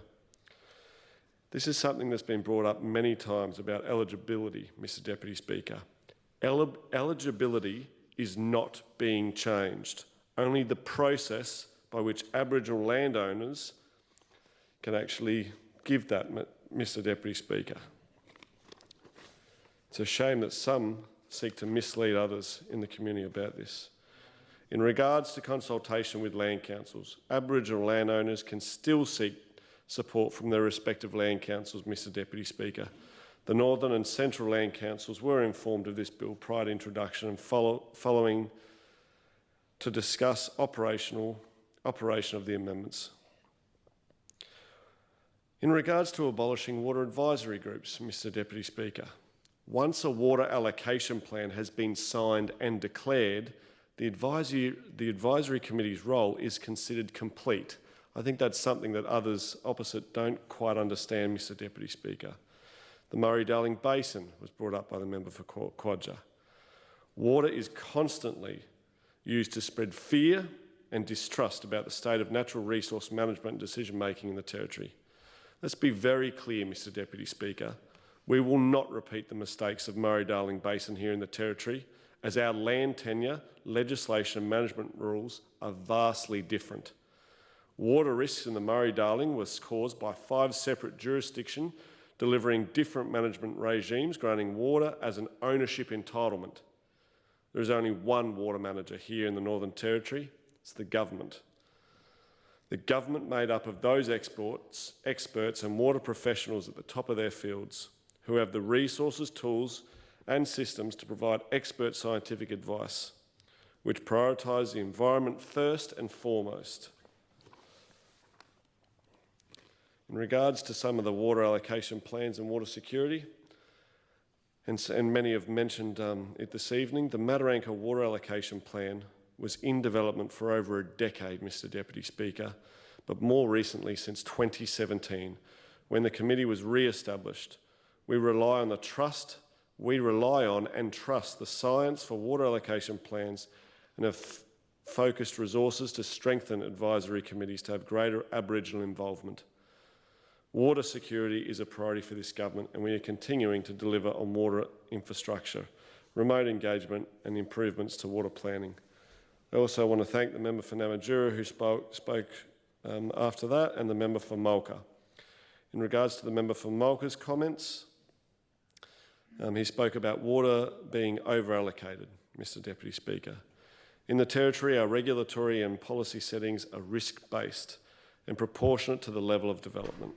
We have water resources available to allocate in the NT's water allocation plan areas after protective quantities of water are first set aside for the environment, and all based on science.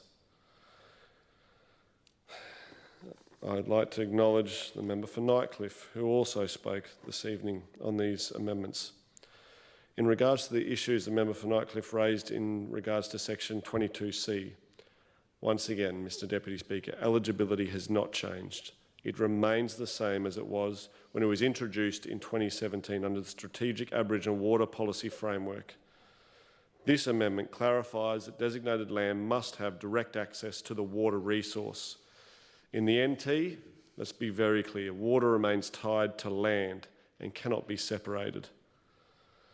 In regards to issues that were raised in regards to 71BA, Aboriginal landowners will have the right to choose how they provide consent to apply for water under the Aboriginal Water Reserve. Government is not about dictating who Aboriginal people must consult with and how they give consent.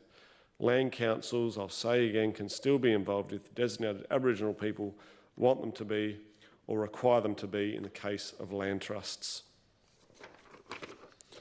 Thank you very much. I believe the member for Johnson, thank you for your contributions this evening as well. And is that all the people that spoke this evening? Thank you. To finalise, Mr Deputy Speaker, I would just like to acknowledge the officers from the Department of Lands, Planning and Environment, obviously Water Resources, who have contributed to the development of this bill, and the Office of Parliamentary Counsel which prepared the bill. Mr Deputy Speaker, I commend this bill to the Assembly. Thank you, Minister.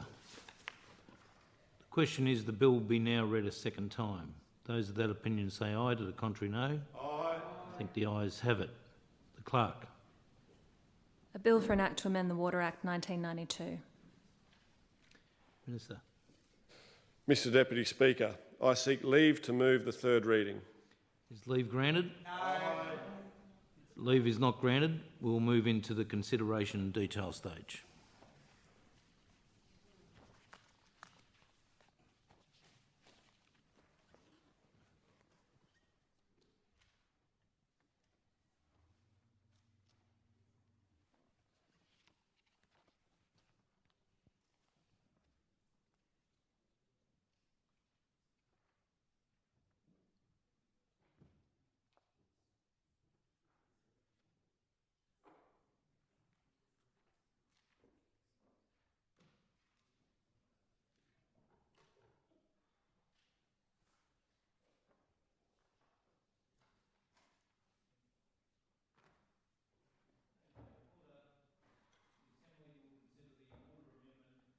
Brackets Aboriginal Water Reserves Bill 2025, Serial 21. Does anyone have any particular clauses they wish to highlight? Yes, thank you, Mr Deputy Speaker. Clauses 4 and Clause 5. Clauses 4, Clause 5. Any other clauses people wish to raise? Okay. Is it the wish of the Assembly that clauses 1 to 3 be considered together? There being no objection, it is so ordered. The question is that clauses 1 to 3 stand as printed. Those of that opinion say aye, to the contrary no. I think the ayes have it.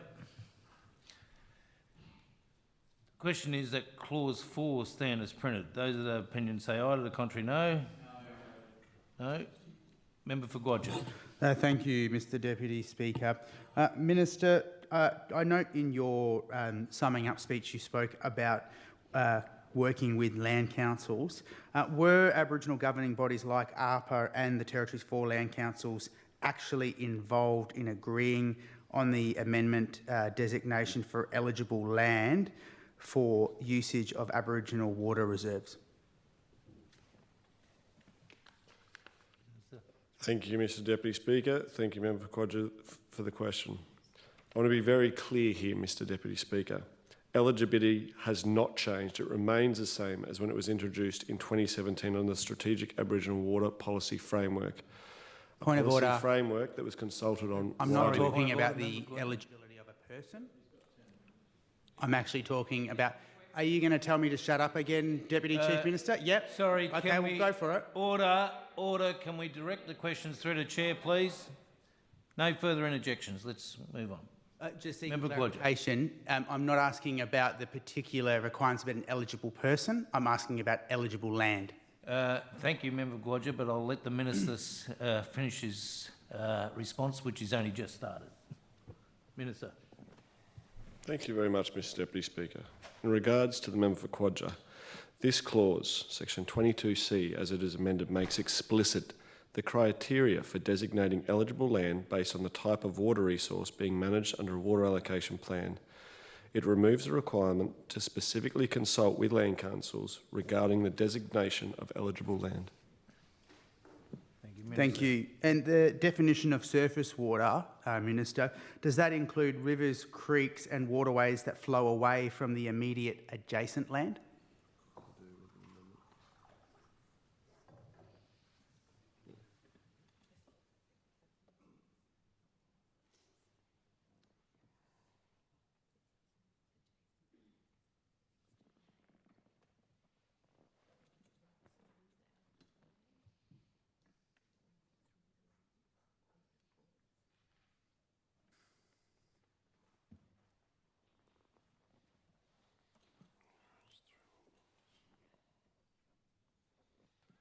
Member for Quadra, could you just repeat the question?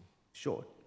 For the definition of surface water, does that include rivers, creeks and waterways that flow away from the immediately adjacent land? So in regards to eligible land, the watercourse, or in regards to what you're talking about, must run through the eligible land or be directly adjacent to it.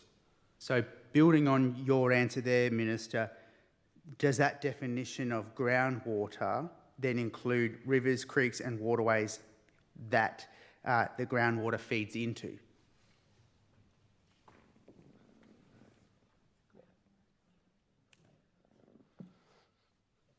Thank you, Mr Deputy Speaker. Thank you, Member for Quadra. No. Thank you for answering. Can these new definitions lead to a reduction of an area allocated to an Aboriginal water reserve in future drawing of borders for the water allocation plan?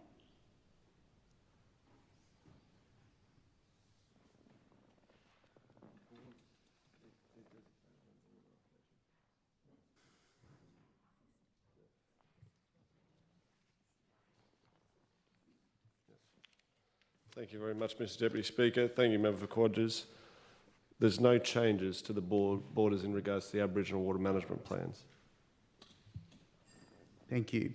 And will these new definitions for surface water and groundwater be used for government and the water controller to decide who is an eligible person regarding access to land and water on Aboriginal land?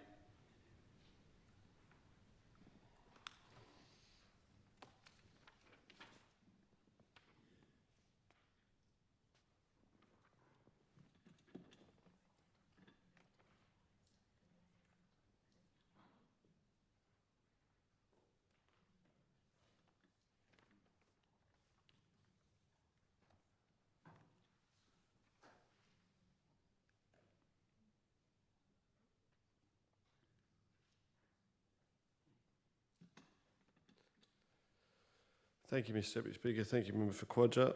This clearly identifies the land that is eligible and therefore the landowners. So, Minister, if two Aboriginal landholders share a river or a lake, who does the third party approach for a partnership to use the Aboriginal water reserve?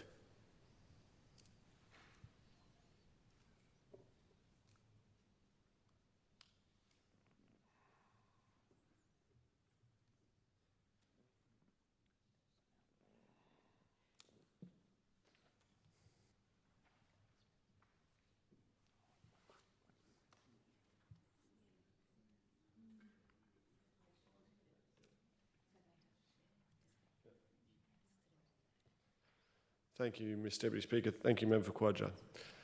It is already designated through the plan what size traditional Aboriginal landowners have, and that would then make up in regards to how much of the Aboriginal water reserve that person would be able to access depending on the size of their land holding and the percentage of the Aboriginal water reserve for which they would then be able to either access or trade. So, Minister, given we're talking about the designation of eligible land for Aboriginal water reserves in water allocation plans, given that the government has removed the merits review, if a third party engages and seeks approval from an Aboriginal person who's deemed eligible, but there is another person in that community who is of the same status and standing who is in opposition to that water allocation being approved, what's the process to overcome that conflict? Be through the water controller.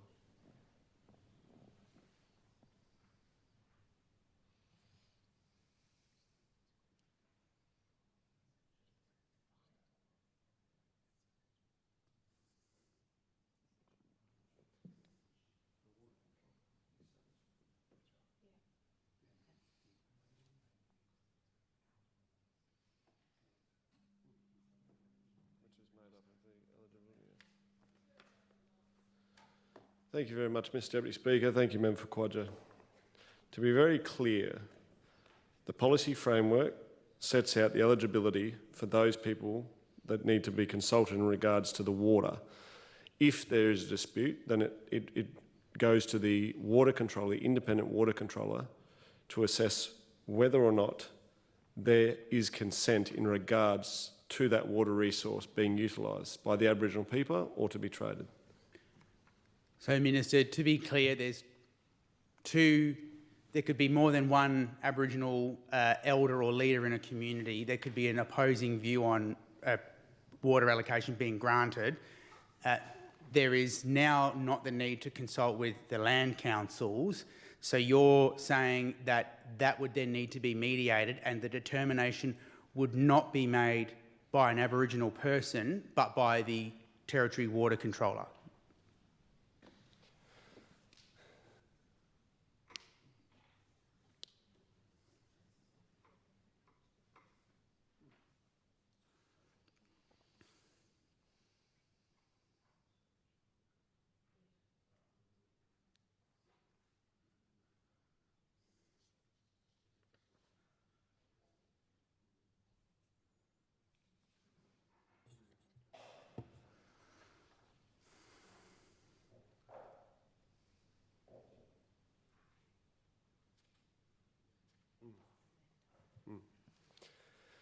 In regards to this, the water controller needs to be satisfied that an eligible person, as set out under the policy framework, has essentially agreed to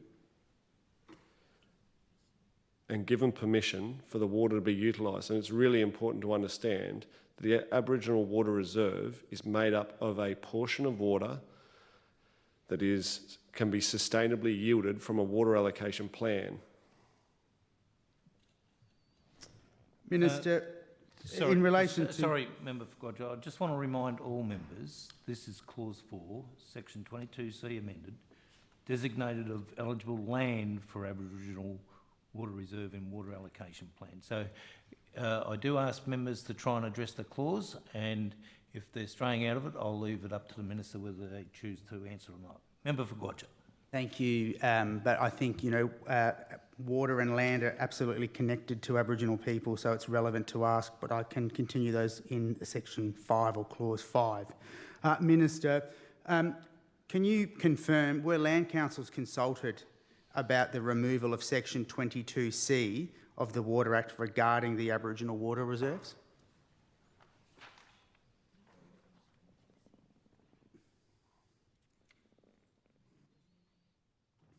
So once again, thank you, Mr Deputy Speaker. Thank you, Member for 𝙎𝙎. The Strategic Aboriginal Water Reserve and the policy framework have been extensively consulted. This is to ensure that we can enable the Aboriginal Water Reserve to be activated. Thank you, Minister. Has the government and appropriate departments worked on the clarification of the regulation with land councils, and was there an agreement reached before this amendment was put to the House?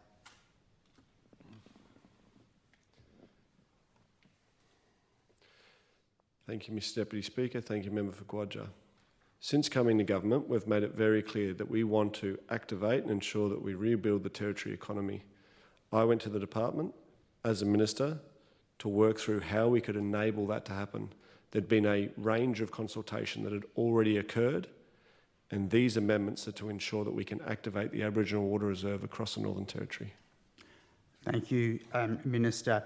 Building on that, will the land councils be replaced by another governing body that has the cultural knowledge of nations and language groups who are the Aboriginal water reserves?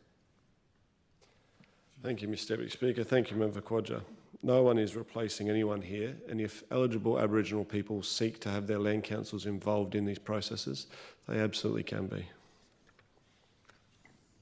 Thank you. Minister, are there any examples of where land councils have blocked the usage of the Aboriginal water reserves for economic growth? Thank you very much, Mr Deputy Speaker. Thank you, Member for 𝙎𝙎. I want to be very clear here. This is about giving Aboriginal people the autonomy, Mr Deputy Speaker, to ensure that if they so wish to have the water, that is tied to their land, utilised under the Aboriginal Water Reserve, they can.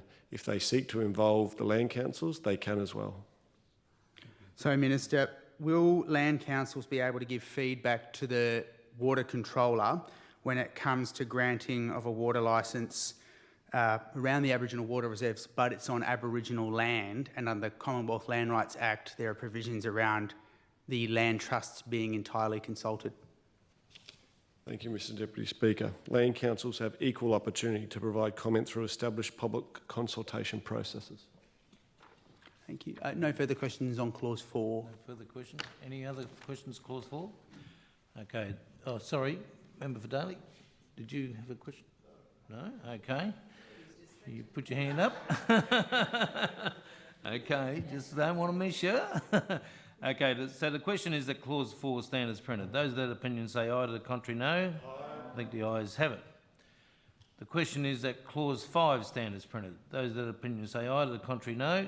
No. Member for 𝙍𝙬𝙑𝘖𝙬. Thank you, Mr Deputy Speaker.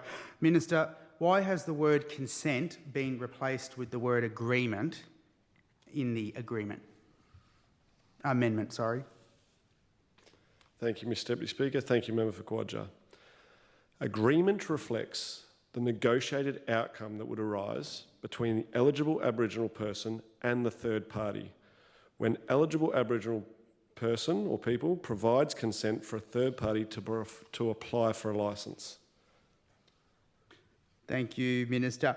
If the water controller can't decide who is an eligible or eligible persons, is there an authority that can step in to make that decision? Thank you, Member for 𝙍𝙬𝙑. It's already prescribed who the eligible people are. What the water controller must essentially make the decision on is whether or not they give consent, whether they...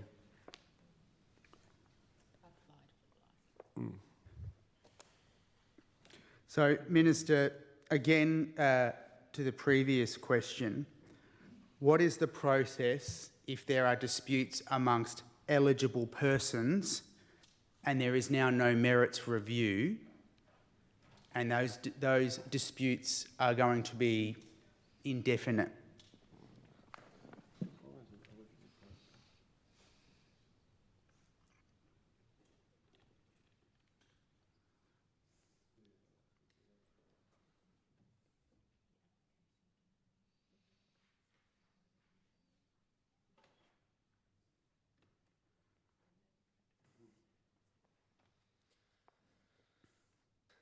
Thank you, Mr Deputy Speaker. Thank you, Member for 𝙍𝙬𝙑.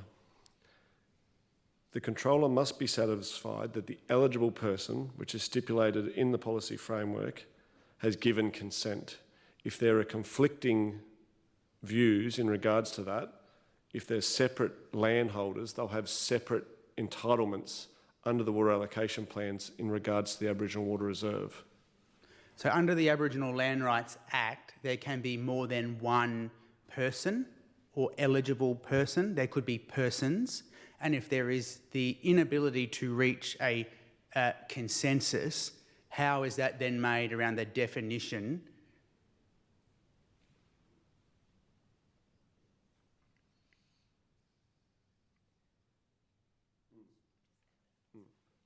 Thank you, Mr Deputy Speaker. Thank you, Member for 𝙍𝙬𝙑.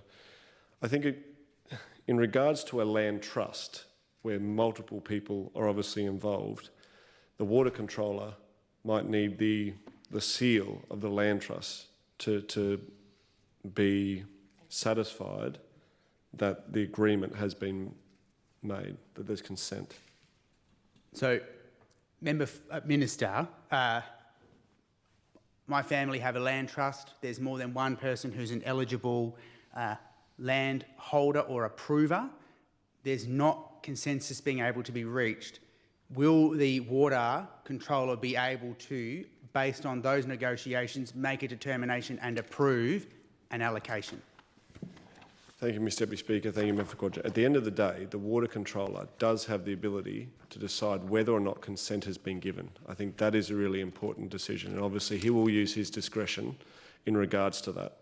He will have to be satisfied that consent has been given.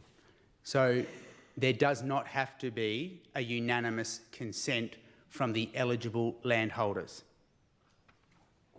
Thank you, Mr Deputy Speaker. Thank you, Member for 𝙍𝙎. Again, the water controller must be satisfied the consent has been given. I understand that, but are you saying that it doesn't have to be a unanimous decision when there is more than one eligible person?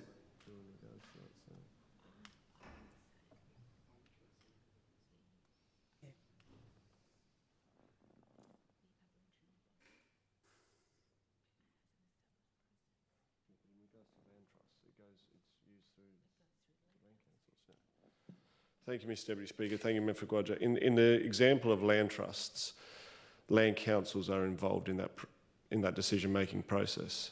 So it enables there to be that conversation in regards to that consent. I guess, Minister, what I'm asking the question is, I think this can open up a space of ambiguity, because what is stopping a third party saying to a person, I'm going to buy you a Toyota if you say yes to this, and then there's 20 other people who don't want that allocation? How is that process not allowed to occur? Thank you, Mr Deputy Speaker. Thank you, Member for 𝙍𝙎. Once again, I think it's really important the independent water controller must be satisfied the consent has been given. In regards to land trusts, where there are large groups of people, they will need to be confident themselves that there is a consensus in regards to that before giving consent. Thank you, Minister. Is there in fact a predetermined set of conditions of what the controller will act on in terms of consent? I think what's very clear here is that the Departments of Lands Planning and Environment is developing guidance to assist the controller in their satisfaction that an application has come from the appropriate person and that there is consensus. Thank you, Minister. So can I just confirm, you've just said that they are developing guidelines. So will those guidelines be made public around the process or the criteria in which the water controller must consider when granting or affirming that consent?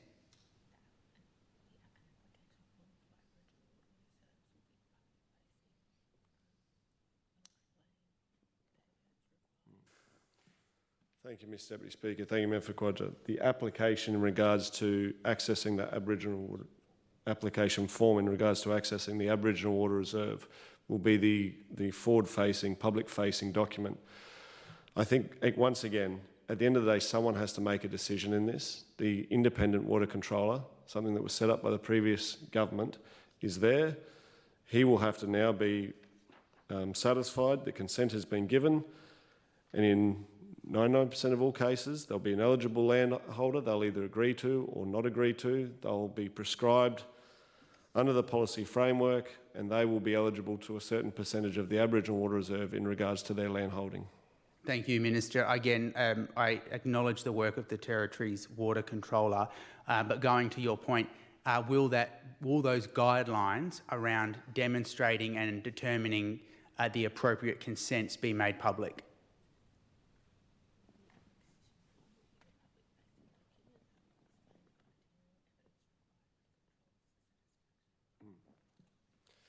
Thank you, Mr Deputy Speaker. Thank you, Member for 𝙍𝙎. The application form will outline the eligible criteria for which people must meet the evidence required for them to be able to apply.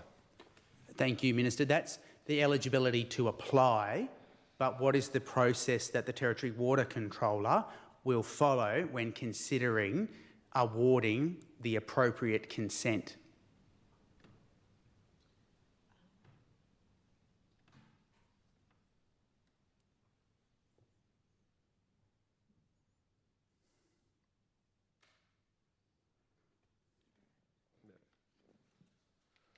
Thank you, Mr Deputy Speaker. Thank you, Member for 𝙍𝙎.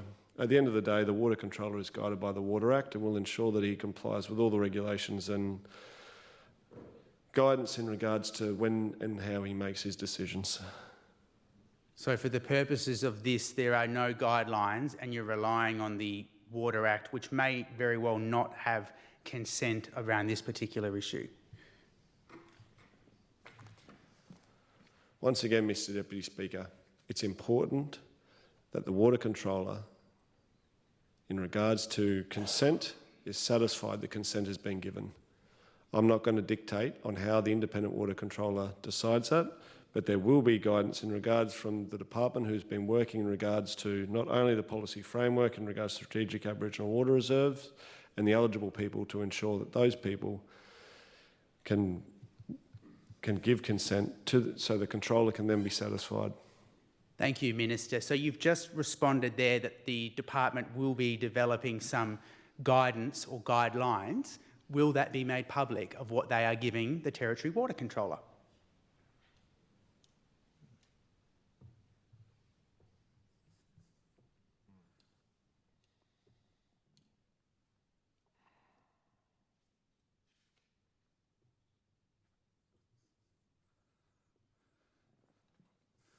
Once again, I want to be very clear with what was said previously. The Departments of Lands, Planning and Environment is developing guidance to assist the controller in their satisfaction that an application has come from the appropriate person.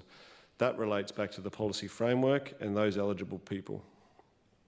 So, Minister, will that guidance be made public? Because the public deserve to know what that guidance is around the criteria of approving the appropriate consent. Thank you, Member for 𝙍𝙬𝙈𝙋𝙎. It's to assist the water controller in regards to making his decisions. So that won't be made public?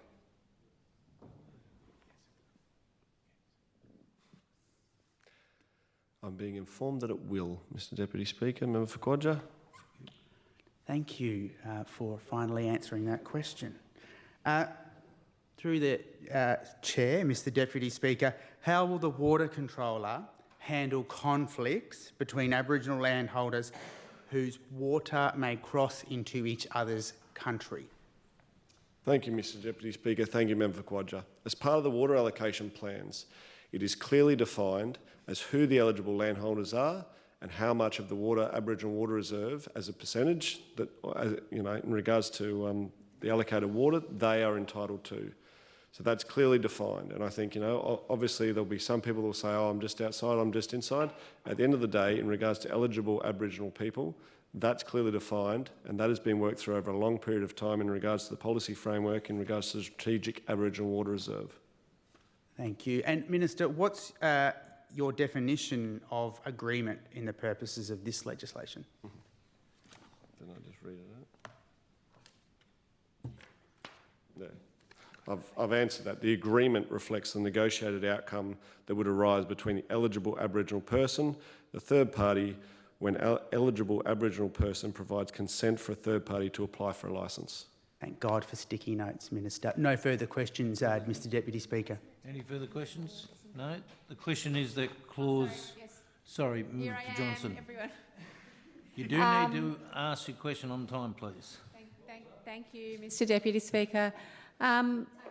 Minister, can you clarify whether the Territory Coordinator can override the Water Controller and make decisions without having any consent from eligible Aboriginal people?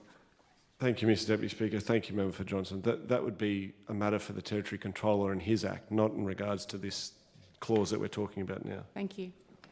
Okay. No further questions? Okay. The question is that clause 5 stand as printed. Those of that opinion say aye. To the contrary, no. Aye. I think the ayes have it.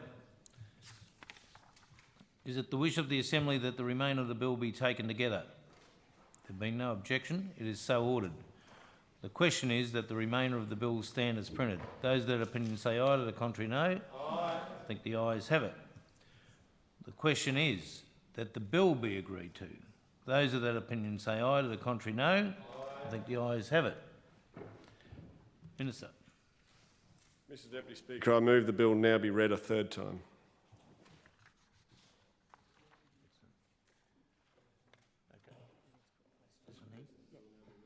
The question is that the bill be now read a third time. Those of that opinion say aye. To the contrary, no. No. I think the ayes have it. No.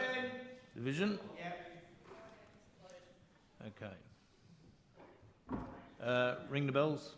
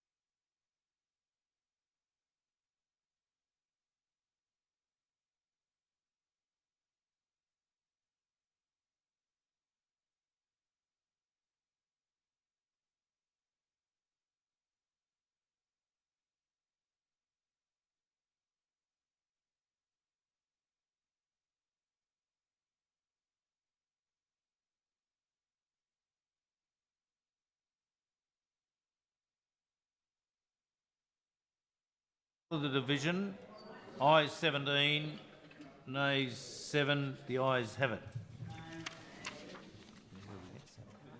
Clerk? A bill for an act to amend the Water Act 1992.